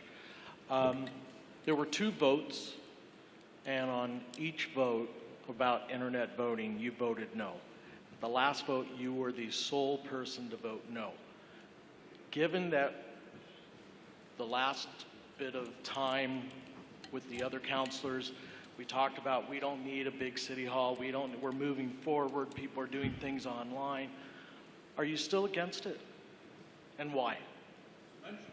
So the answer is yes, I am against online voting. I think voting is a responsibility, and I think you need to embrace people. Number 2 is we were informed at the city of fraud in the mayor by-election, and I don't think that fraud should ever be embraced, and the fact that it was brought to our attention and it was not addressed, for that reason, I didn't think it was the right thing to do. Third of all is we were told that people intended to do monkey business, and as such, I think it takes responsibility to vote.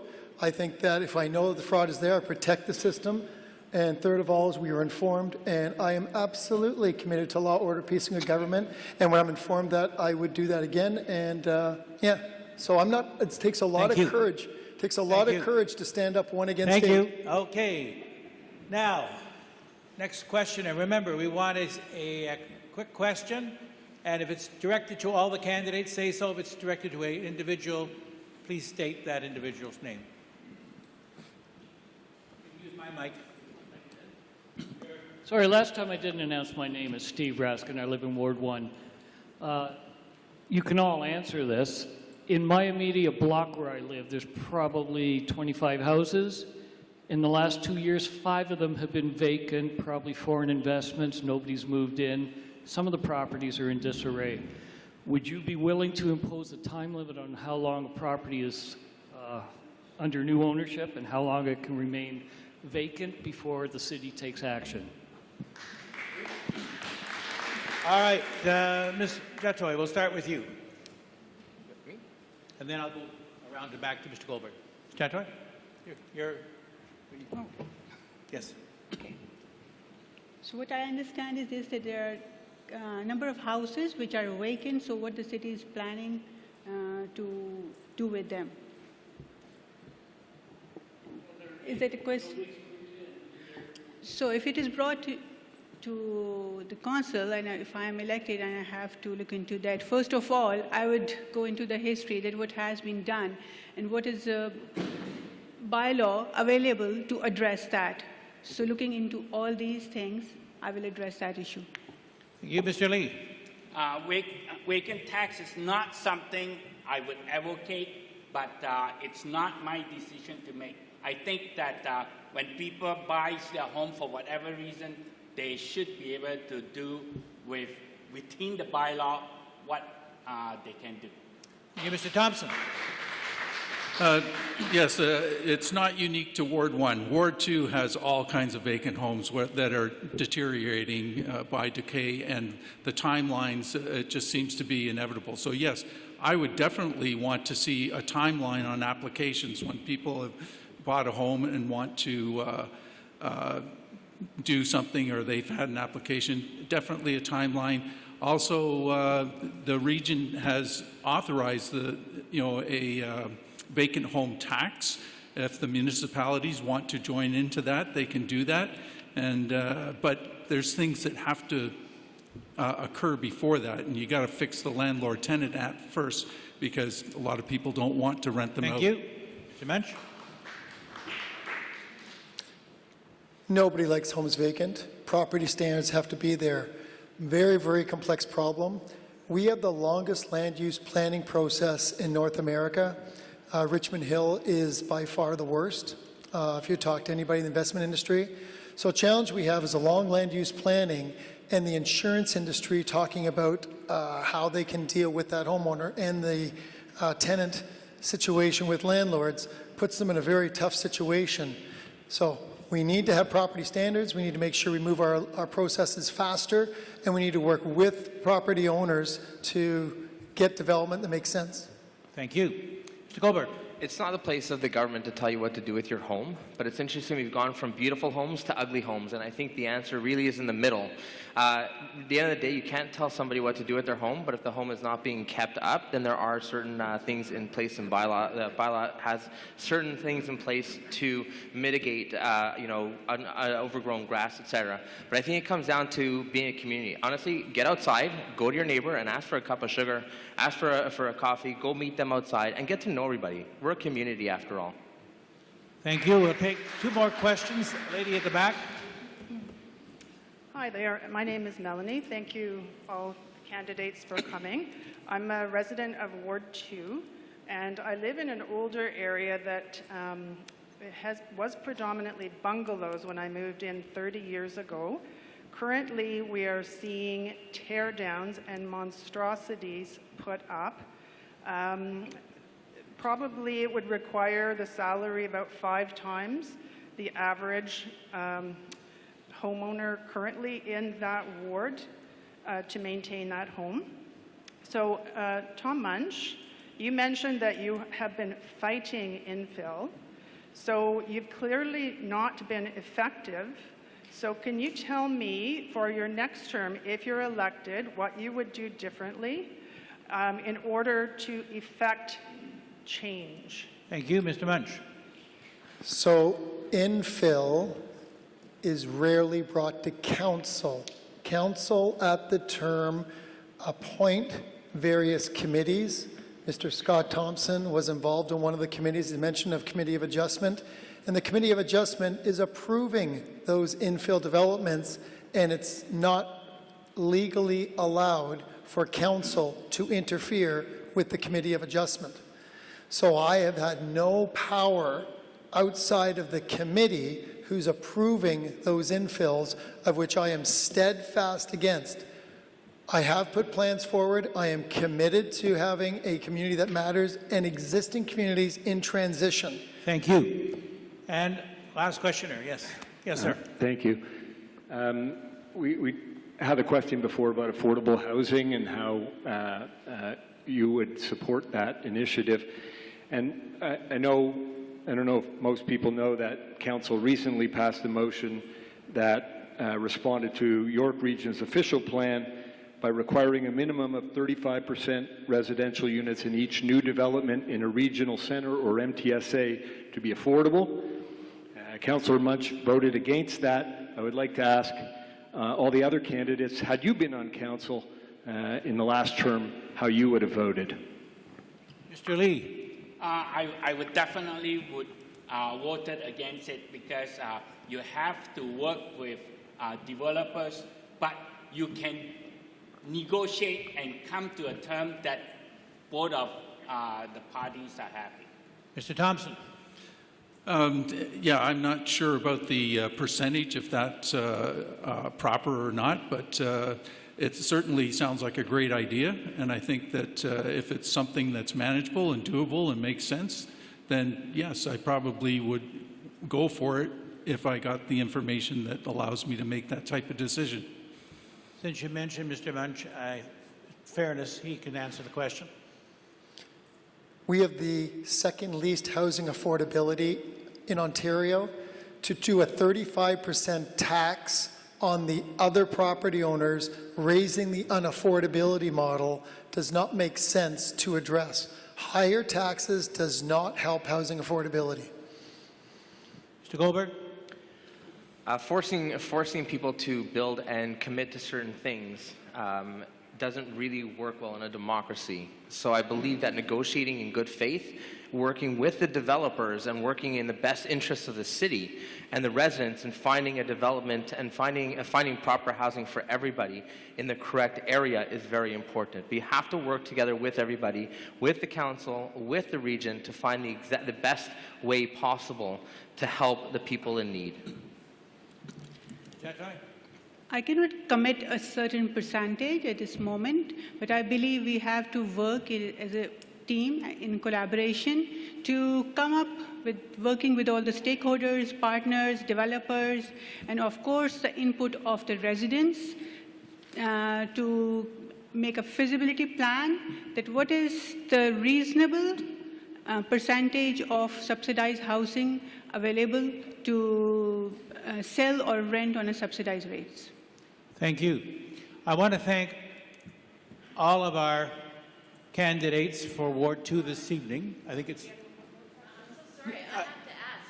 No, I have to. I'm sorry. We have to keep to the time. So we have our candidates here. I want to thank them all this evening for their comments. I want to thank you, the audience. We're going to be taking a short break for the mayoralty candidates, and I want to point out to you that this is a tough job, and I'm often referred to as a recovering politician. Nick Papa from Ward 5. Ward 6 is here. I just introduced him. Arnie Warner, who represented Ward 2, and regional local councillor Brenda Hogg. So what I would say to you is, if you think it's an easy job, ask those three. Yes, now I'm going to go to the 2-minute closing, but I want to thank the candidates in advance because I know they look like they're sweating there, but no. Okay, so we're going to start off. Jotoy, we'll start with you. Thank you once again. Ward 2 needs a representative who is an active listener, a strong collaborator, and who works in partnership for the best interest of the residents. I'm running to address the issues of the residents which impact their day-to-day life. Having global experience in revitalization of infrastructure, negotiation at multi-level governments, and peacemaking dialogue at interfaith platforms, I'm ready to be the representative of Ward 2. I will be fiscally responsible and I will be honest and transparent with effective communication. My vision for Ward 2 and Richmond Hill is to move forward and grow smart. A place where housing crisis is addressed efficiently, provision of affordable and sustainable housing using low-impact development technologies. My priorities are to address community safety, empower, promote, and support local businesses, and advocate for more mental health funding programs and initiatives. With me as an elected councillor, you will have an accountable and transparent leader, a strong voice, and collaborative partner at the council table. Looking forward to your vote in this election. I'm Tabinder Jitoi. Thank you. Thank you. Mr. Lee. Okay. We have a lot of issues in Ward 2, and they are spreading to other parts of the city. The lack of support by the city and the council to address these issues over the past 6 years is something we can no longer accept. We need 360 kids to sit down with the residents and take ownership of the problems they have created. They have refused to address these problems in and outside the four walls.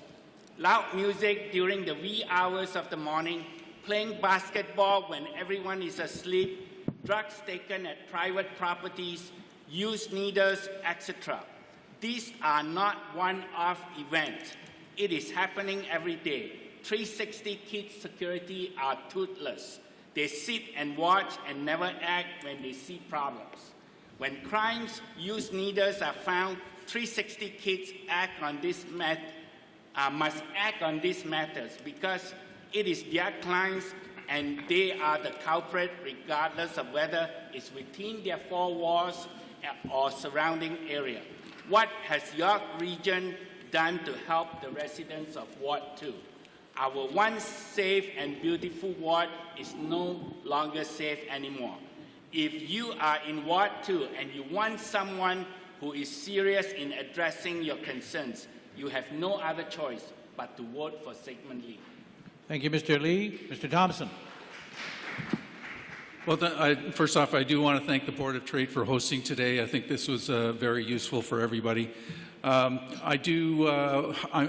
not a salesman. I'm not in business, so marketing myself is not one of those things. To stand up here and say, vote Scott Thompson for this, that, and the other.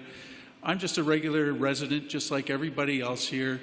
I have the same concerns and issues that everyone else has here, and I'm only going to be one person that's going to be trying to address those things on council. I believe that I've shown with my commitment to the residents of this town through my volunteer work with the Council Accountability Group and others that and also my background in government shows that I've got the fitness to make and render those decisions on behalf of residents. And I'll be accessible. Anybody that wants to reach out to me as basically another resident and talk about what the issues are that they have, I would more than love to be able to deal with those and work with you and come to be your voice on council. So on October 24th, vote for Scott Thompson. Thank you. Thank you, Mr. Thompson. Mr. Munch. So, thank you, and most importantly, thank you all for coming out tonight. Ward 2 has the worst socioeconomic area in all of Ontario. There was a study done in 2019. Jane and Finch got a 4, grid by grid. Yonge, Bayview, Leslie, for example. Yonge. Worst socioeconomic area in Ontario. Yonge, Bayview, Major Mackenzie, Elgin Mills. We have housing issues. We have people that are hurting. We're in an inflationary world. It's a tough time, folks. We're heading into a high inflation, high cost government. In a mature into the life cycle, we have socioeconomic challenges. This is not a popularity contest. This is a government. We are the 11th largest municipality in Ontario at $1.5 billion budget. It's not a customer service job. We need effective leadership that's going to drive this forward because we are in trouble. We are in austerity. For those that don't know, we are in austerity. So if you keep asking more, there's not much left. So I ask you, please, vote responsibly, but vote. Care by coming tonight. Engage in good faith and have discussion because you will get the government you deserve. I'll say, it's funny. I learned something about in the last 3 months. I heard somebody say once, budgets budget themselves. He's right. Government says whatever it costs, we just pass on to you. We are uncompetitive. We are having safety and security with robberies, people who are worried, high housing unaffordability, and people are leaving to go to other provinces for the first time in Ontario history. So please engage with me and the other candidates. Thanks for coming. Please consider voting for me, Tom Munch. Thank you. Thank you. Mr. Goldberg. Thank you. Oh, thanks for the ovation. Thank you very much for everyone for coming. Thank you for putting on this event, and thank you very much everyone for being here. If you're looking for someone who's actually going to be accountable to the residents, I'm really the only option here. And I don't mean you should vote for me as a pity vote, but I am the only option here. And the reason why is I know firsthand the issues of the safety in the community. I know firsthand because my house was broken into. My kids go to the parks and they see the needles, so I know the importance of that. I understand the importance of 360 Kids. I'm the only candidate who actually went and tried to negotiate a deal with them using one of my companies as an option for them to get the support that they needed, free of cost, by the way. I was willing to do it free of cost for the city. I'm the only candidate that's put his money where his mouth is by actually helping the community by doing the charity work that I've done. But let me tell you a story. Many years ago, my father gave me a present. And you're going to find this funny, but he gave me a light bulb. And for many years, he would ask me, Yehuda, do you still have the light bulb that I gave you? And of course, I said, yeah, but I don't know why. He said, one day you'll understand. Well, let me tell you what. About 6 months ago, my father comes to me and says, do you still have the light bulb? And I said, of course. He says, do you want to know why I gave it to you? My father's younger brother was killed in a suicide attack in Israel. And he was one of the top mental health experts for at-risk youth in Jerusalem. And he had a sign on his wall that said, how many people does it take to change a light bulb? The answer is just one, but the light bulb needs to want to change. At the end of the day, do we want to keep voting for the same people, or do we want to have an actual change on city council? Do we want someone that's going to put their money where their mouth is and stand up for the community even when it's not popular? We want someone that's going to put their money where their mouth is and help the community by doing charity work. And last but not least, there's a saying, when you want something done, you give it to the busiest person, not the long-time government employees. Thank you. All right, I would like to thank the candidates, and we'll take a short break, and we'll have the candidates for mayor to come up, please. Thank you all again. Thank you, sir. Thanks. Thanks. Thank you. Thank you. Thank you. Thank you. Take care. Thank you. Thank you. Thank you very much. Okay, ladies and gentlemen, we are now going to start the last part of the evening, and that is for the candidates who are running for the position of mayor of the city of Richmond Hill. Referee. So the mayor is the head of council or head of the corporation, has one vote like everyone else. As you know, the province has now brought in legislation to empower more of the city to have a mayor-centric in Ottawa and Toronto. That may spread as well. But it's very important because the mayor represents the city, and so we have 3 candidates who've come this evening. We're going to have 2 minutes for introductions. We're going to have 40 seconds. I hope you all note that, 40 seconds. Remember, 5 seconds more in the House of Commons. And then a 2-minute wrap-up.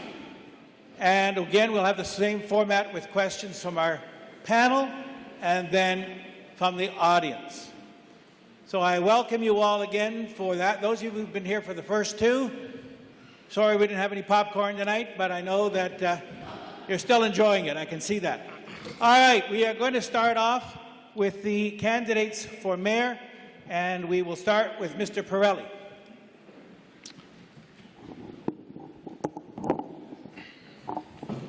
Well, thank you, everyone. I wanted to thank the Board of Trade, the panelists for all their questions, and of course, all of you for coming here today. This election was said by some of the other candidates that this is a very critical election, and it is. We are in a time of super hyperinflation. And don't be fooled, ladies and gentlemen. If you don't have money, it's very hard to put food on the table. During this 4 years of council, I have led a lot of initiatives. All of them focus around one thing: doing the best job we can with your tax dollars.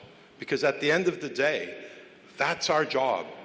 That's our core job. And whether you're the Oak Ridges councillor, thank you, Councillor Barros, or you're the Ward 2 councillor, thank you, Councillor Munch, it really They're really counselors for the entire city.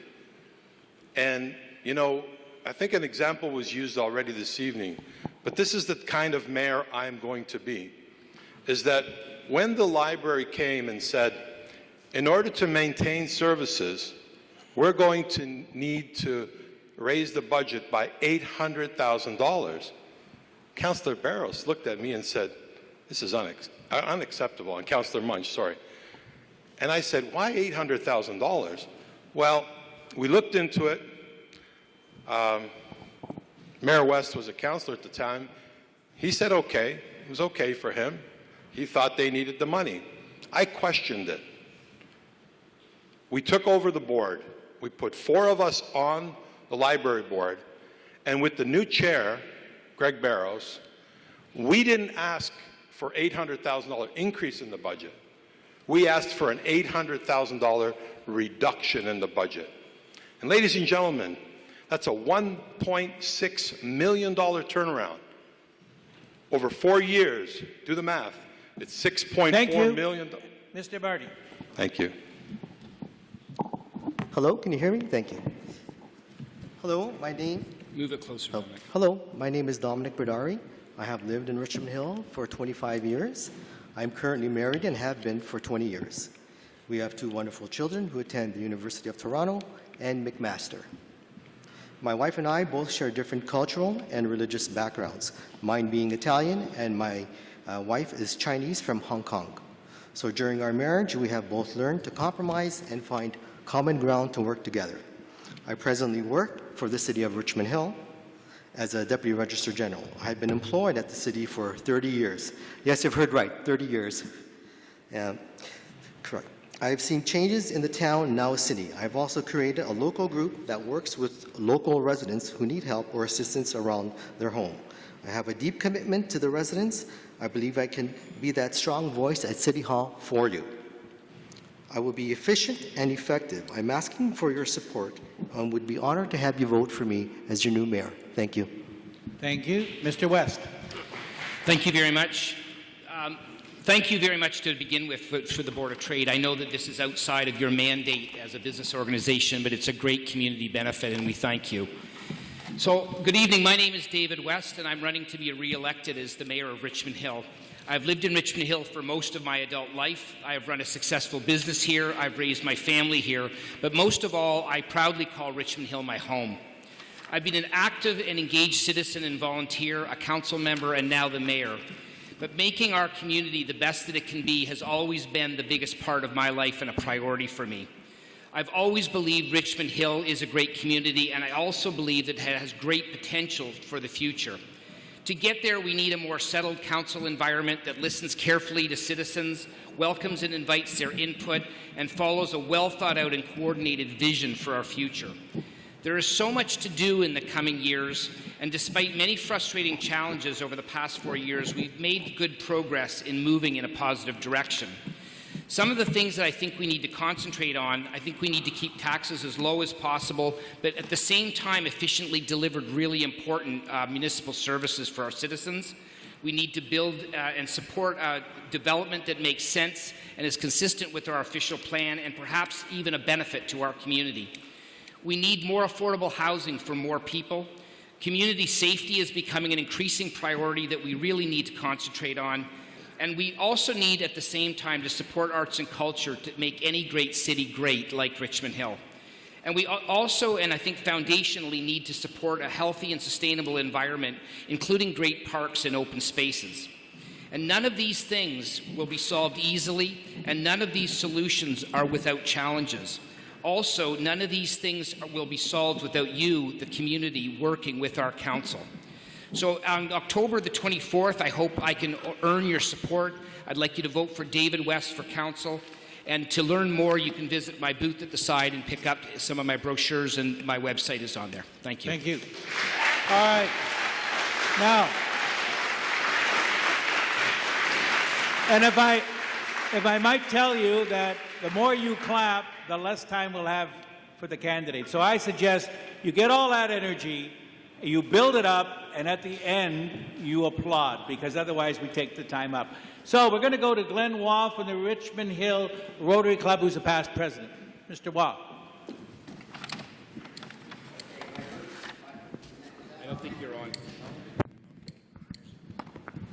There, that's better.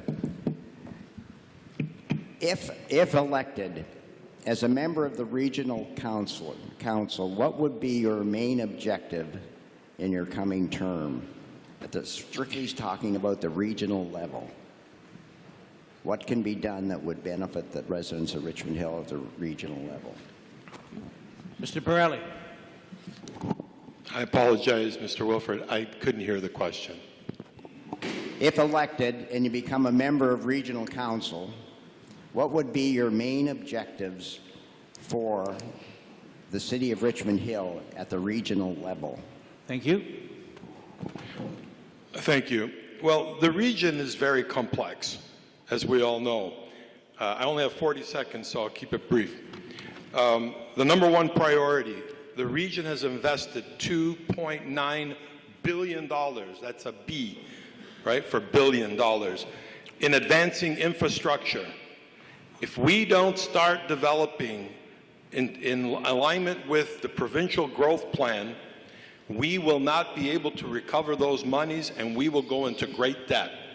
We can't afford to do that. That is a number one priority. And that is why the Premier has started this strong mayor system in Toronto and Ottawa and hopefully comes to Richmond Hill. Thank you. Thank you. Mr. Marty? Thank you. I will be elected by the residents of Richmond Hill, and I've said this always. I'm here to represent Richmond Hill. I'm not representing other municipalities that are part of the region. Of course, we want what's best for the region, but I'm working within the Richmond Hill because we're going to build a better city in Richmond Hill, a council that works together. Thank you. Mr. West. Thank you.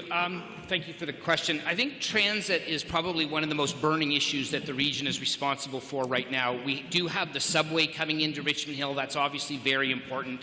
And the region is a large part to play in that with Metrolinx and the federal government, of course, for funding. I think taxes are important at the region. You know, we don't often spend a lot of time on the taxes or on the region, but 50% of what you pay in Richmond Hill comes from the regional tax share. And in order to keep your total tax bill down, we really need to be addressing that at the region. I don't think there's been enough thought on that up to this point. And I think the final thing, if I have time, is homelessness is an issue where the region really needs to take a strong role. And I don't believe right now we're doing enough to keep up with the rise in homelessness that we're seeing. So those would be the three priorities, among others, but those are the three that come to mind in 40 seconds. All right, we'll go to Kenny Wan of the Markham Richmond Hill Vaughan Chinese Business Association. Kenny? Okay, this question starts from the banner of my Chinese Business Association. It's called Markham Richmond Hill Vaughan Chinese Business Associations. So what would happen if the province would propose a merger of this city? Okay, what would you do about that? In terms of like efficiency and cost saving, this city, the province may propose to merge them together to make into just one larger city to make it more efficient. So you stand to lose your job, so what would you do? Thank you. Mr. Barty. Okay, that's a great question. It's been done. I don't know if people's lives are actually improved. I wouldn't see it making a very big difference in Richmond Hill. I think we've got a lot of great people in the city who are very creative. I think we do fine just ourselves. Yeah. Thank you, Mr. West. I wouldn't be in favor of doing that. We have looked into this before in the last term of council, and the provincial government decided not to go forward with this. I think that there's been experience in Toronto with merging the municipalities that they're still sorting out some of the problems for.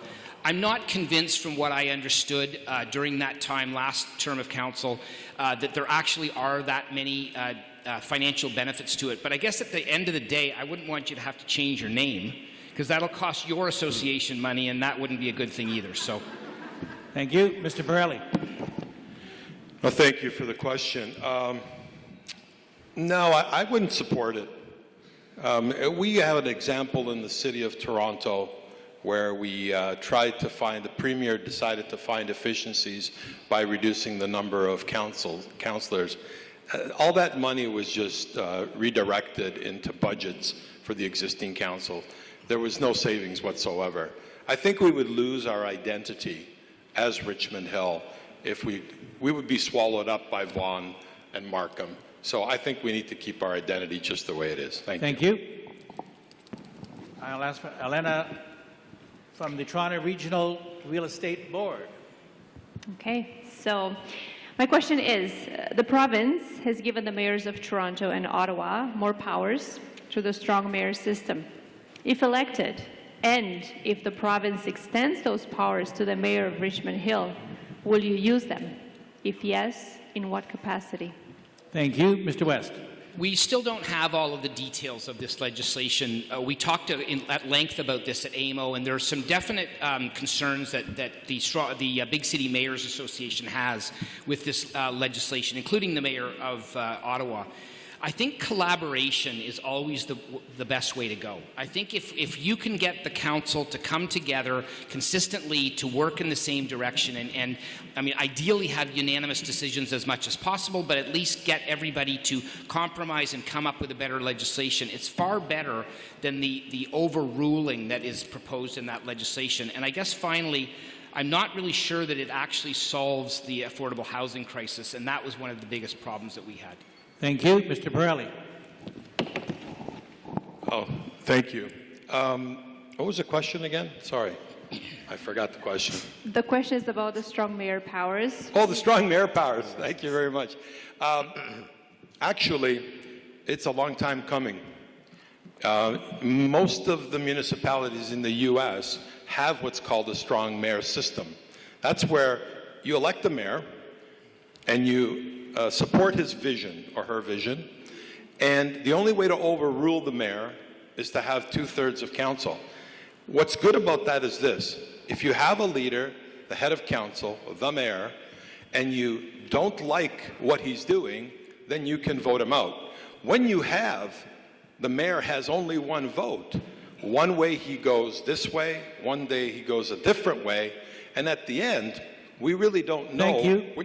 Mr. Barty. Thank you. No, I don't support it. I think we have a democracy. We vote for certain councillors or mayors who we think have the same policies that we believe in. Overruling, I was asked this question before too. No, I don't support it. This is Doug Ford's policy of trying to get more housing built by bypassing, councils that are elected. Some people do not agree with it. I definitely would not support this. Don't agree with it. Never will. Thank you. Glenn. Yeah, there's been some talk tonight about inflation going haywire, higher interest rates, demands for wages increases, and so forth.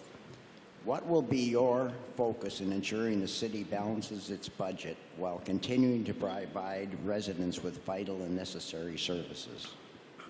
Mr. Burley.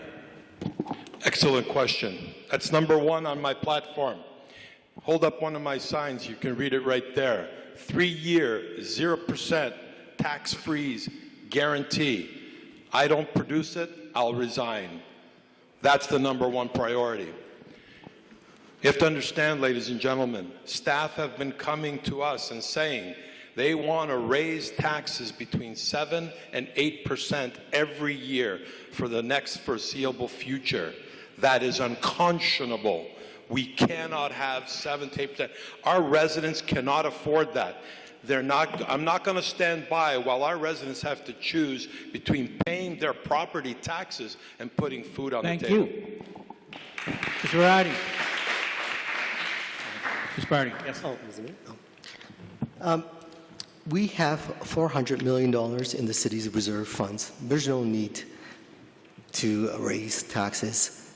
In life, there's no guarantees. And thank you. Mr. West. Okay, thank you. I think the first thing that we need to talk about is the need to keep our taxes as low as we possibly can. Families, as you said, are under a lot of pressure right now with inflation. And I think that, you know, the balance, the budget that we pass ultimately in council, and all of the budgets for the next 4 years need to be balanced and they need to be fair. There's no easy answers, and slogans are not going to solve the problem either. But I think that 0% tax 0% tax increase is not very realistic given the inflation, and I really think that it'll end up costing us a lot of money in the end because it will eat into our savings. So I have consistently voted to keep black taxes low. And Kenny. You know, I'm an accountant. So in federal tax, we have this graduated tax scale where the higher income people pay higher tax.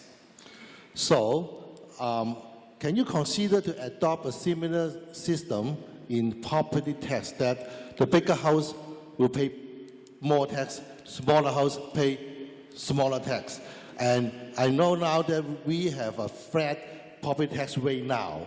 So smaller value of house will pay smaller. But what I mean is we change this rate so that the larger house will pay more. Thank you. Mr. Roddy? It's a great idea. I like it. But realistically, I don't want to pay any more taxes than I already do. I'm paying double-digit taxes. I pay $10,000 a year for my home. So I don't. I think right now it's very fair. So I like the currently how it is. Mr. West. The tax system that we have in Ontario is dictated by the province, so I think we are at a bit of a disadvantage there.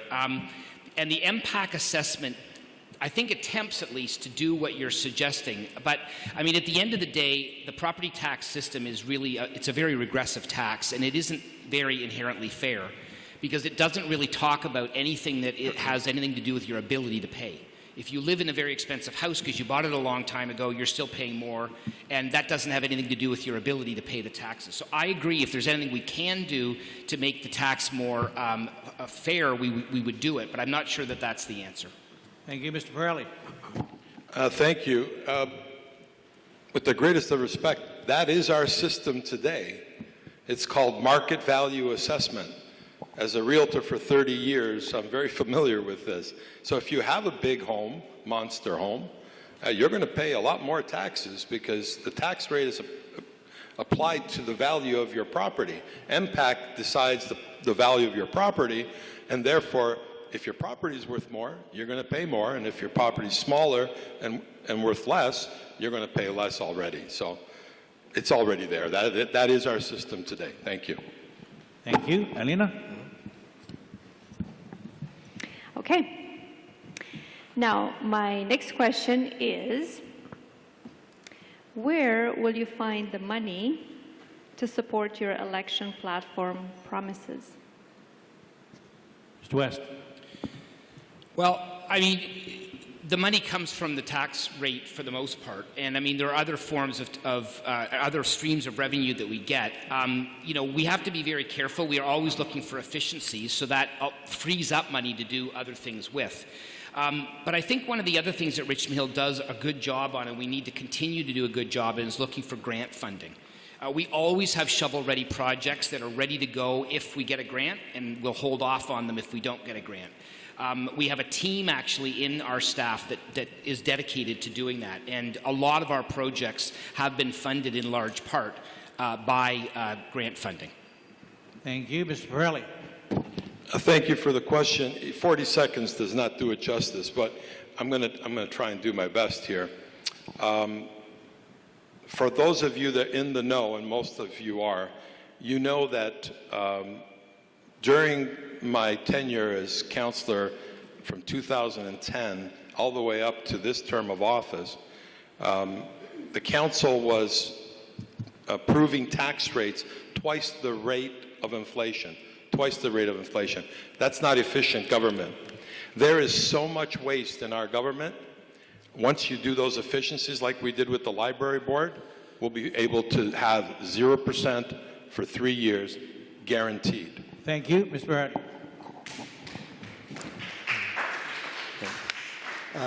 We have to be efficient and effective We have $400 million in reserves, so there's money there. But I think the most important thing is we have to be efficient. There's a lot of inefficiencies. I'm a 30-year city employee. I see a lot of things that are not efficient. In regards to budget, you have to spend the money in order to get the money the following year. If you don't spend it, you lose it. You're actually going backwards. And so most departments, we're on this path where everyone needs to spend that money, so you get more money, and you understand how it works. You lose, you don't get that money back. You have to spend it. Thank you. Okay. Thank you. Elena. Okay. Okay. So my next question is, what role do you see Richmond Hill playing in attracting jobs and businesses in our municipality, including international investment? Mr. Pirelli. Thank you. This is a big question. It's called our Economic Development Department. And the reality is that all we have to do in order to get more business here and good paying jobs is to get out of the way. The biggest problem is all the red tape. I can tell you all kinds of examples, and most of the people in this room know about what happened with Honda. Honda was supposed to be on this side of the 404, ended up in Markham because we delayed. We cannot do that. If we want to attract business, just get out of the way, facilitate them to get to the finish line quicker, and you will get the attraction. We are center ice. Thank you. Mr. Berardi. Young and Highway 7. I think Richmond Hill is in a great location. We're north of Toronto. There's a lot of places up here. People want to move here. It's a great place to live and for businesses to set up. We have the space, a little north, a little nicer, or as I like to say, a little Dom, a little nicer. Thank you. Thank you. Mr. West. This is a very important question. Richmond Hill is the center of the universe when it comes to GTA for sure. We have a limited amount of land available for larger companies, but we're still an attractive place for business. We have staff dedicated to seeking out business opportunities, and they do a very good job. I think we actually need to do better, though. We have a concierge service available for companies when they're interested in coming to Richmond Hill, and that's a new thing, and it's an important thing because it does help people come here.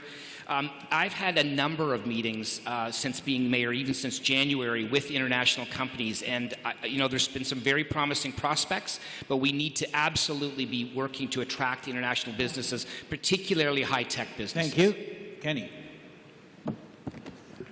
Well, as mayor, you also sit on the York Regional Council, but you also represent the city of Richmond Hill. Say, for example, there's a road that will cut across Richmond Hill, but the residents of Richmond Hills would oppose to have that road being built. But this is for the good benefit of the whole region.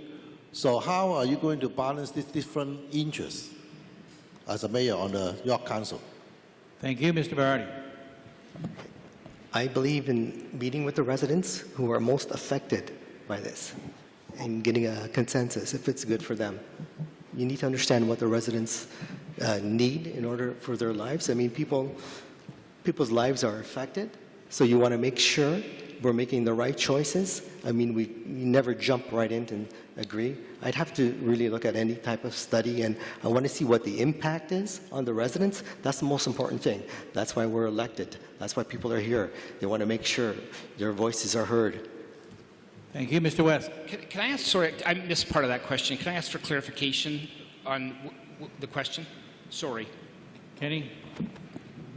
This question is about how to balancing different interests between the residents and the York Regional Council. Say, for example, if there's a regional road being built across Richmond Hill, but the local residents are opposed to that road. Or, this is another example like the subway. Okay, so how are you going to work for the more for the resident of Richmond Hill, or are you going to work more for the interests of the York region? Thank you, Mr. West. Thank you. Sorry.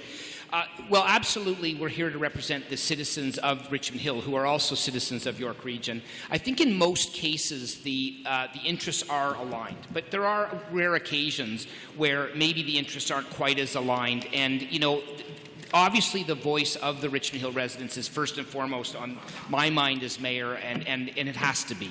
But, you know, I think when bringing people together, compromises can be made, because in almost all circumstances, what the region delivers is of benefit to the community that it's in, as well as the outlying communities. So I think there's a path forward there, and I'm confident of that. Thank you, Mr. Pirelli. Thank you for the question. This doesn't just apply to a decision between what's best for Richmond Hill and the region. This is the core of what we do on a daily basis. When you come into council and you have an issue on your street, we have to balance the issue of your street versus the neighborhood. When you have a neighborhood issue, we have to balance that with your area. It's every day is the same choice. We have to go in with an open mind. We have to look at all the factors and make an informed decision. Thank you. Thank you. All right, I want to thank the panelists, and now we will go to the audience for a question. Make sure it's a clear, direct question. If it's to an individual, state the name. If it's to all of the candidates, say that. Yes, ma'am. Good evening, ladies and gentlemen. I'm Carol Chan. My question is, 10 years ago, I was so glad that our town of Richmond Hill was honored the most efficient and effective developed city across Ontario. But unfortunately, since 2021, the current result of the survey is definitely different. Our city of Richmond Hill become the last, oh my goodness, last position. Your question? What's the reason? Question is, what's the reason and how to fix it? All right, we'll go to Mr. West first. Okay, I think, you know, the principles of democracy are always really, really important. And I think, you know, being open and inviting and transparent to our residents is probably the most important thing that we do. We need to be bringing people together all of the time. We need to have the diversity, which I think that survey responded to on our council. But we need to be inviting, to have people feel welcome and wanting to come and speak to us as council. And we need to be ready to listen, to make sure that we're being able to implement the things that we can't always do what all people want, but you know, there's often compromises that will make it effective, and I think that would go a long way in addressing what other people are talking about to us about that issue. Thank you. Mr. Pirelli. I'm sorry, but what Carol Chan is referring to is the Municipal Democracy Index. It was done by a no-name company, and there were 4 criteria that municipalities were judged by. And they were things like how many women on council, voter turnout. It had nothing to do with the performance of council and the satisfaction of the people in our city. It had nothing to do with that. We had no control over it. Thank you. Mr. Berardi? Well, I'm here because of the dysfunction. So I'm actually took a leave of absence from work, like most people. I wasn't very satisfied. Council was not working well. I mean, for the last 8 years, it's been pretty disappointing as a resident. I think that's why everyone's here. You know, everyone wants change. And the amazing thing is I've met a lot of residents who are saying the exact same thing. All the candidates I've met personally, I've talked to, they're all saying the same thing. Everyone's on the same level. They're all agreeing. This council does not work. I'm here for change. Thank you. Thank you. Thank you. Lady at the back, then I'll go to the gentleman over here, and then there's a gentleman here. Hello again. So this is a question for Councillor Pirelli. So a prominent feature of your campaign is a 0% tax increase. So this is an accounting question, I suppose. I understand that there will probably be additional legal costs that the town will have to defend against your various and sundry legal actions against almost everyone on council, plus prominent staff members for the city of Richmond Hill. Your question? So my accounting question is, which budget item will you cut in order to fund the legal fees? Really?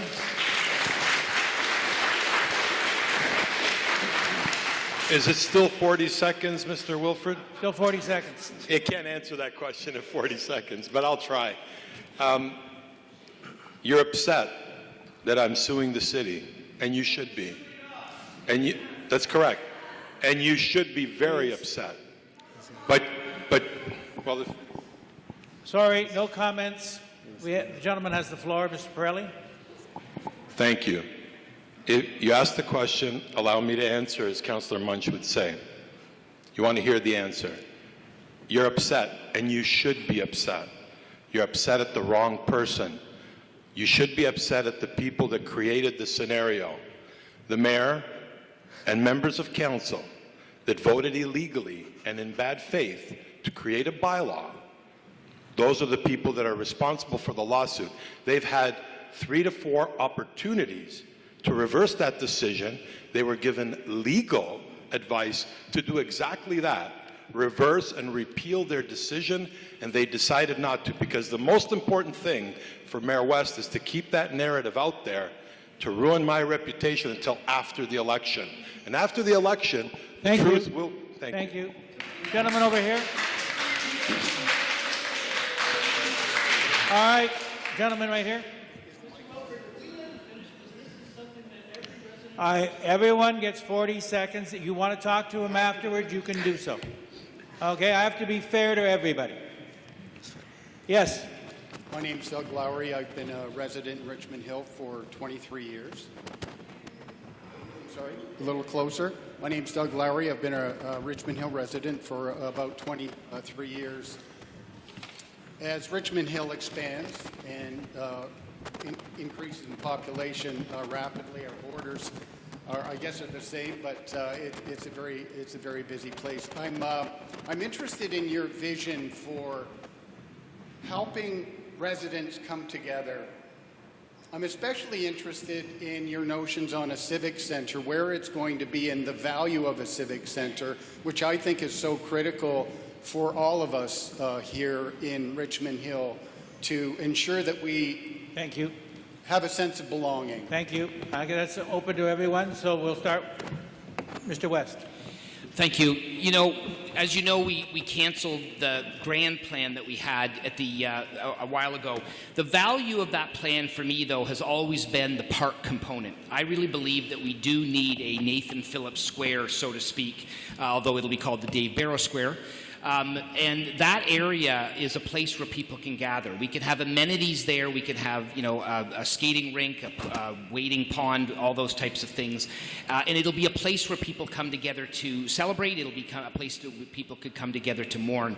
And the park component of that can be paid out of Parkland cash and lieu money. I would like staff to be looking at that, and we are doing that through our official plan. So that is something that I believe we need to explore in the next 4 years. Thank you, Mr. Pirelli. I need clarification. When you say Civic Center, are you talking about Yonge and Major Mackenzie, or are you talking about Yonge and Highway 7? I was talking specifically really probably about a cultural center, almost a symbolic center, similar to what was mentioned here in Nathan Phillips Square, where we can all gather and feel welcome and celebrate together. Well, we've already started that. When the late Mayor Barrow was not well, I moved, and he had retired, I moved a motion that we name a square after him. And we had the unveiling a week before his passing. And that's at Yonge and Major Mackenzie. And that's now dedicated. And the inscription speaks exactly, it's all about community. And that's who Dave Barrow was all about, community. And that's what we need to build upon. Now, what that looks like, it's really hard to say. You know, I'd like to see some more, I ran out of time. Thank you. Ready? I'm glad to see Mr. West agrees with me that we do need some type of civic square. And in regards to working with the community, I'm a big believer of creating community groups looking at interfaith religious groups, cultural groups. This is what creates a city. You belong to a city. And in regards, there was a previous comment. I noticed we have a few councillors, retired councillors. I see Brenda Hogg. I met Arnie Warner, Mr. Wolford. We never had any legal issues where people are suing each other left and right.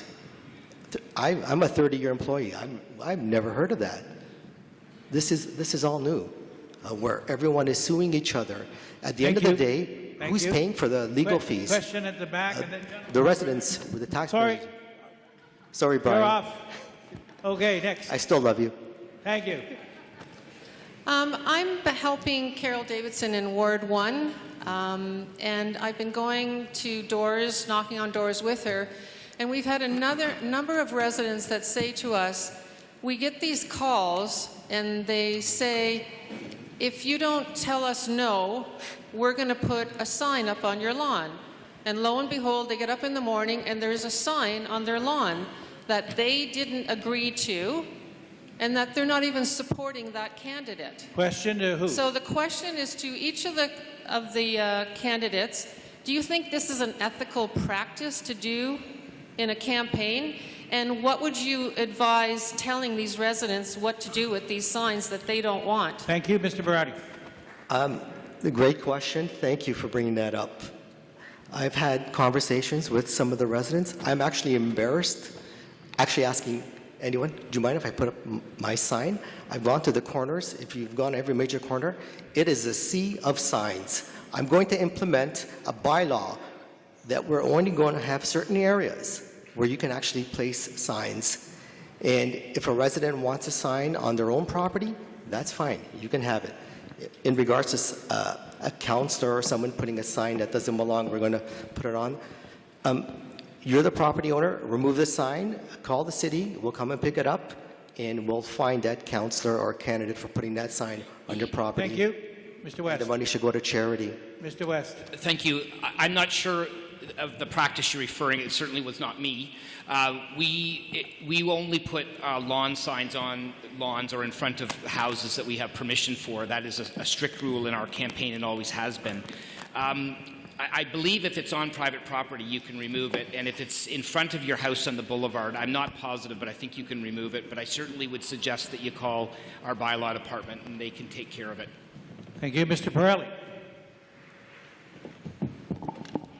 Oh, thank you. I don't know. I've never done that.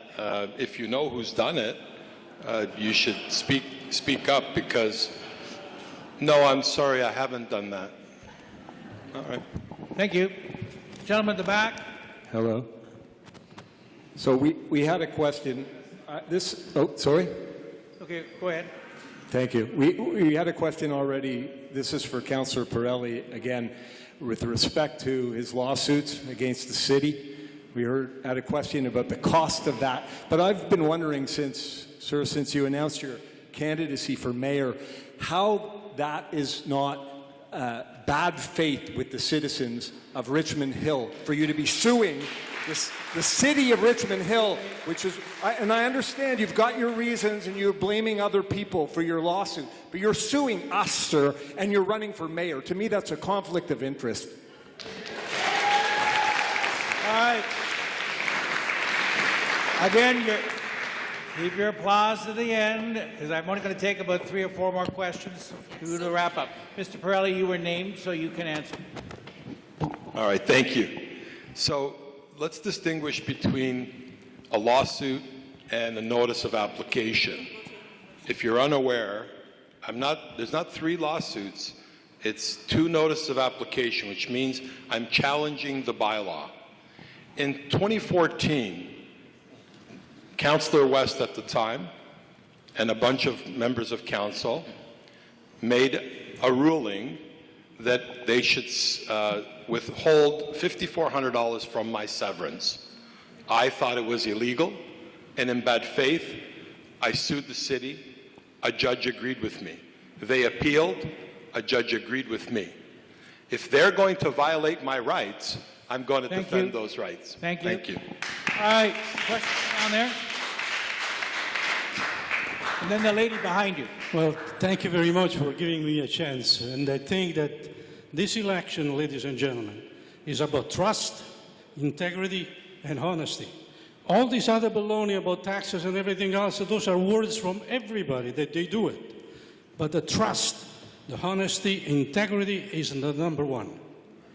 Don't forget that these people have the key to my house. The question, Nick? To the city hall. Just a second. Let me speak. No second. I need a question.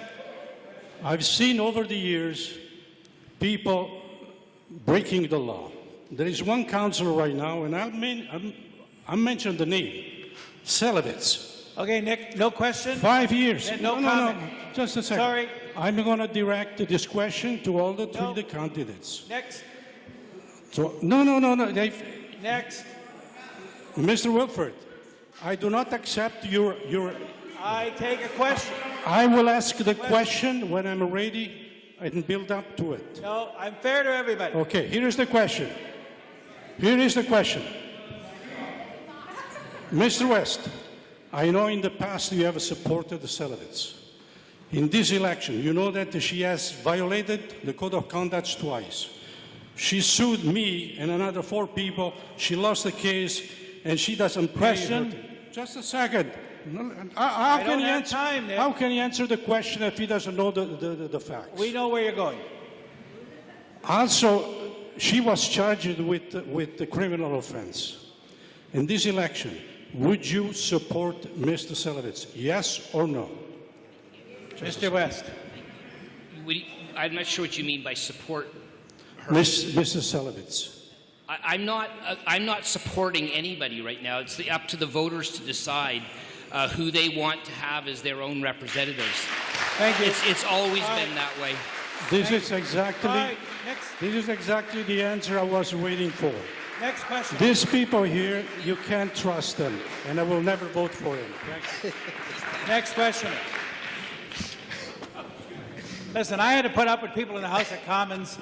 Trust me, I can deal with anybody. But honestly, I want a question, because I have other people who want to ask questions, and let them give their question. We'll take 3 more questions.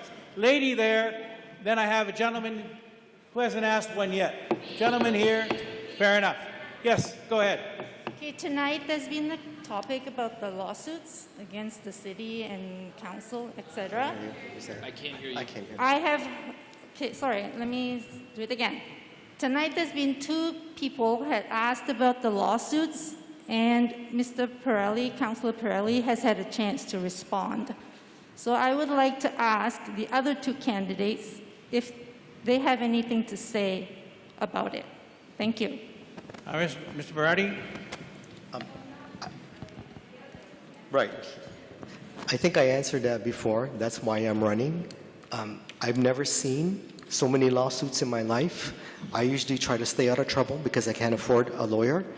So if you're going to use the residents' funds to pay for your legal fees, and I don't agree with that. I think it's impossible. This is wrong.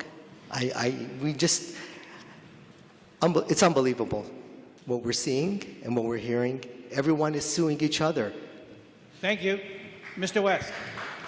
So, as you know, this is a matter before the courts, and we've been all advised by our city lawyers not to comment any further on this issue. So, unfortunately, that's my answer. Not much of an answer. Thank you. Thank you. Next question.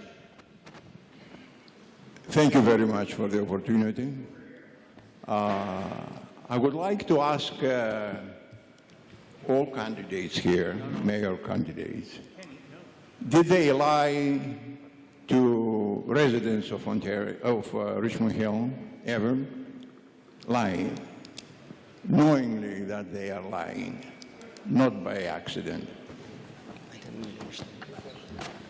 I'm not sure if I got the question there, but I'll start with Mr. Pirelli. Would you like me to repeat the question? No, I got the question. I'm not sure if I understood it, but go ahead. Okay. Did everybody understand the question? No? So the question was, Has anyone of the mayoral candidates ever lied knowingly? It's an excellent question, and it's really not a laughing matter. The only way to prove that in a court of law is called someone who's been acting in bad faith.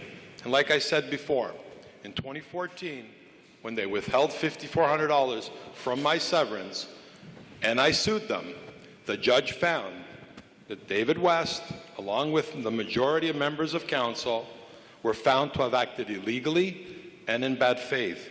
They appealed. The verdict was upheld. They acted in bad faith. That means they did it knowingly. That was Judge Sutherland's ruling. Thank you. Thank you. Ms. Berardi? We're back at it again with the lawsuits. It never ends. October 24th, let's all get out and vote. Make sure we all vote.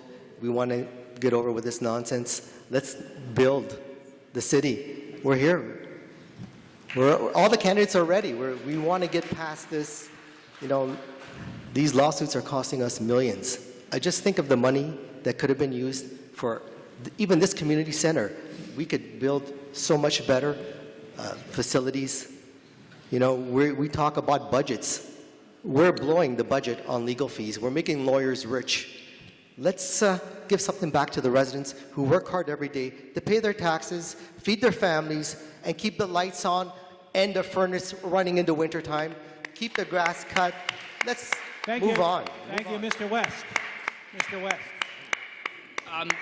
You know, we are all, as in public office, asked to be making some very difficult and often very complex decisions. I don't lie to people. I mean, we try to explain, I try to explain whenever possible to help residents understand the complexities of what we're trying to do.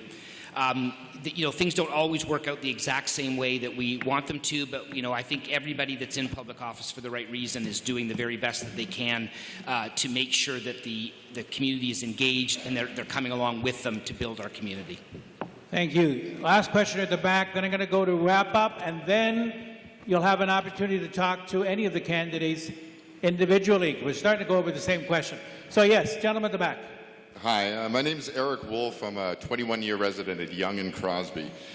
We got a great organization over there called 360 Kids. Unfortunately, as many residents there will tell you, it's causing a great deal of problems both directly and indirectly. It's been going on 6.5 years. We've gotten a lot of promises so far. It's been used for a lot of photo ops so far. And what we want to know, even though it's not an issue that's affecting everyone, it's affecting a lot of us, can we get a commitment from whoever gets the mayor's chair to stop treating 360 Kids like it's a sacred cow and get the help we need to work with them to solve some of the problems that are plaguing us and rippling through the rest of the city? All right, Mr. West. So, yeah, 360 Kids is an important organization, and, I mean, they provide an important service, and, you know, but I hear what you're saying, and I've heard some of the issues that you're talking about.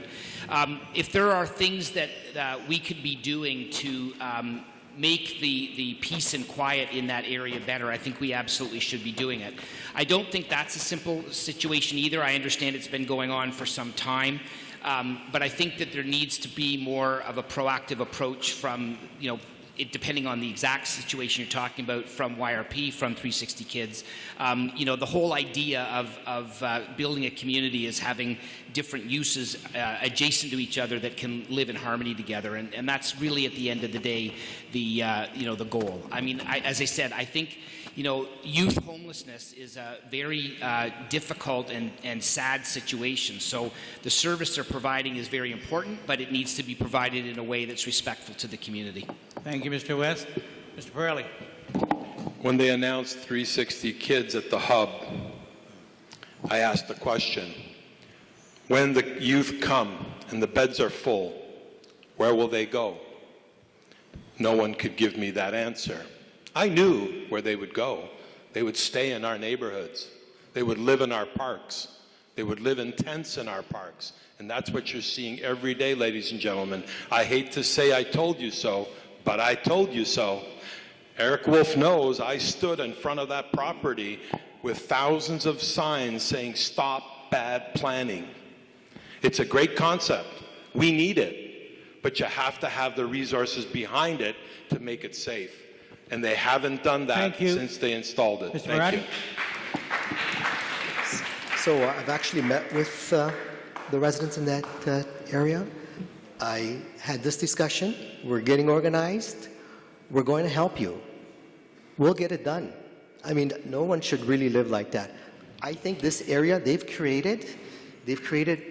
they're doing good work, but you can't fix all the world's problems in one location where you have so many people in and out without affecting people who are actually living in that area.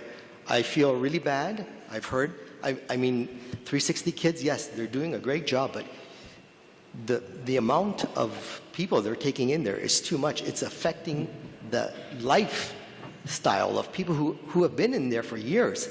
And I see the council, they're not really interested in fixing it. Thank you. You Now, elect we started- me, you know it's going to get done. We started with Mr. Pirelli. We're now going to switch the order. For the last 2 minutes, these are their summations. Mr. West. Thank you. So this is a very important election, I think, in the history of Richmond Hill. I think leadership matters, and I think right now Richmond Hill needs determined, honest, and collaborative leadership. As your mayor, I will absolutely commit to you to deliver that. Bringing people together and building our community together has always been really important, but it's never probably as important as it is right now. As I said earlier, and I've said throughout this time, I think the number one foundational piece that we really need to be paying attention to right now in Richmond Hill is keeping our taxes low. Everything begins with the budget and moves from there. We really need, I think, a lot more affordability in Richmond Hill, and we have a plan, our affordable housing strategy, which we really haven't talked about too much tonight in this debate, that I'm looking forward to seeing implemented. I am the chair of the Affordability Implementation Task Force. We have great people on that committee and a great plan behind it. We need to be working very hard and concentrating and committing on implementing that. We need to work for growth that makes sense. We're a growing community, and we're going through growing pains. There's no question about it, but we need to make sense of the growth and make it work for us. We need to promote, as I said earlier, a healthy environment. We are blessed in Richmond Hill with so much environmental land and so much space that we can enjoy, but it will be gone if we don't take care of it, and I think that's also very important. We haven't talked too much about this tonight, but I think supporting arts and culture is really important. I mean, every great city you can think of in the world, you probably think immediately of, well, what's the arts and culture scene there? And I think Richmond Hill can do better than we're doing right now. I think that's really important. And I also think, one of the things about Richmond Hill, and I'm noticing it more and more over the last little while, particularly it's in my time as a mayor, we are a really diverse community. And diversity is absolutely our strength. We need to make sure that we welcome everybody and get them in a situation where they can live up to their full potential. So I think this is an important election. I hope everybody will take the time to come out, vote, tell your neighbors. But really, at the end of the day, I hope you will vote for David West for mayor. Thank you. All right. Mr. Pirelli.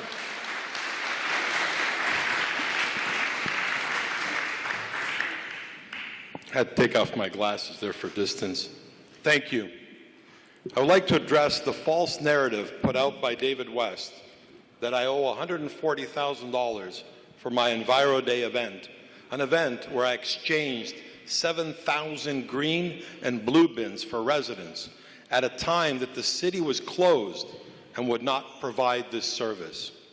For your information, the City of Richmond Hill hired an expert legal firm to give an opinion on the legality of this motion, and this is what they had to say. The legal question regarding the October bylaw is whether the city has the legal authority to enact the bylaw that Pirelli owes $140,000. Quote, in our view, the city simply does not have the legal authority to do so, end quote. New quote, as a result, we think it is almost certain that a court will quash the October 2021 bylaw. They will also likely conclude that the bylaw was passed in bad faith, end quote. Quote, if the October bylaw is not repealed, the city will incur unnecessary costs litigating this aspect of the application. The costs will be substantial considering the broad factual allegations. Further, when the October bylaw is quashed, a court will award Councillor Pirelli his legal costs, possibly on a substantial indemnity basis. Ladies and gentlemen, David West is acting illegally and in bad faith. He is desperate to keep this legal opinion. you. This is a 2-minute speech, and I've been cut off at 1:40. I'm going by to the continue. timekeeper. Don't argue I'm with me. sorry, this is a 2-minute Don't argue speech. with me, buddy. Sorry? Don't argue with me, Mr. Pirelli. I'm not arguing with you. I'm telling you, you have 2 minutes. They don't want to hear it? There's the 2 minutes. I'm sorry. I have to be fair to everybody. Mr. Bardari. Mr. Bardari has the floor. Sorry. Mr. Bardari, you can ask him afterwards. I'm actually going to keep this really short, so you might have a few minutes after this. Yes. I'm actually not much of a talker. I'm more of an introvert. So expressing myself tonight, it's actually very difficult for me, so hopefully I'm doing a good job. I'm not a big talker. I actually like to get things done. You know, if you're spending your time talking, you're not getting things done. Nothing's going to get done, just talking and talking. I'm about moving forward and getting things built for the city and making people's lives. If you want change, you can vote for me. That's perfect. I like Mr. West. He's a really nice man to meet on the street. I'd like to have a cup of coffee with him afterwards. He's a nice man.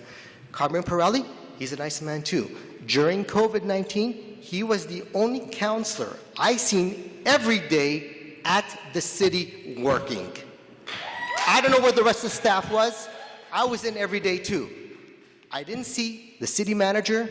I didn't see a lot of councillors. I didn't see a lot of people. I seen Carmen every day. So I'm going to take my hats off. Carmen is a hard worker. So I'm not here to badmouth any of the candidates. I'm just going by what I've seen. I have 30 years of experience. I'm pretty good at figuring people out. I know who's real and who's a phony. So hopefully you can figure that out too. So I'm done for the night. I have not had dinner yet, so I'm getting hungry. I don't want to get anxious. So thank you for coming. Thank you, Mr. Berardi. I want to first of all thank Antoinette Smith from the Board of Trade for being such an excellent timekeeper and stepping in tonight. So I appreciate that. She is the tandem. I want to thank our mayoralty candidates. I want to thank the panel for their questions. Now, if you think being a moderator is fun, I'm going to suggest you do what I used to say to people when they wanted to run for council. If you think you can do it, you stand up here and do it. But in the meantime, you got questions. These three gentlemen, regardless of whether you're hungry or not, I'm sure, will stay and they will all ask your questions. But always be respectful for people who put their name forward. Thank you very much for coming on behalf of the Board of Trade, and please drive safely. Thank you. Good job.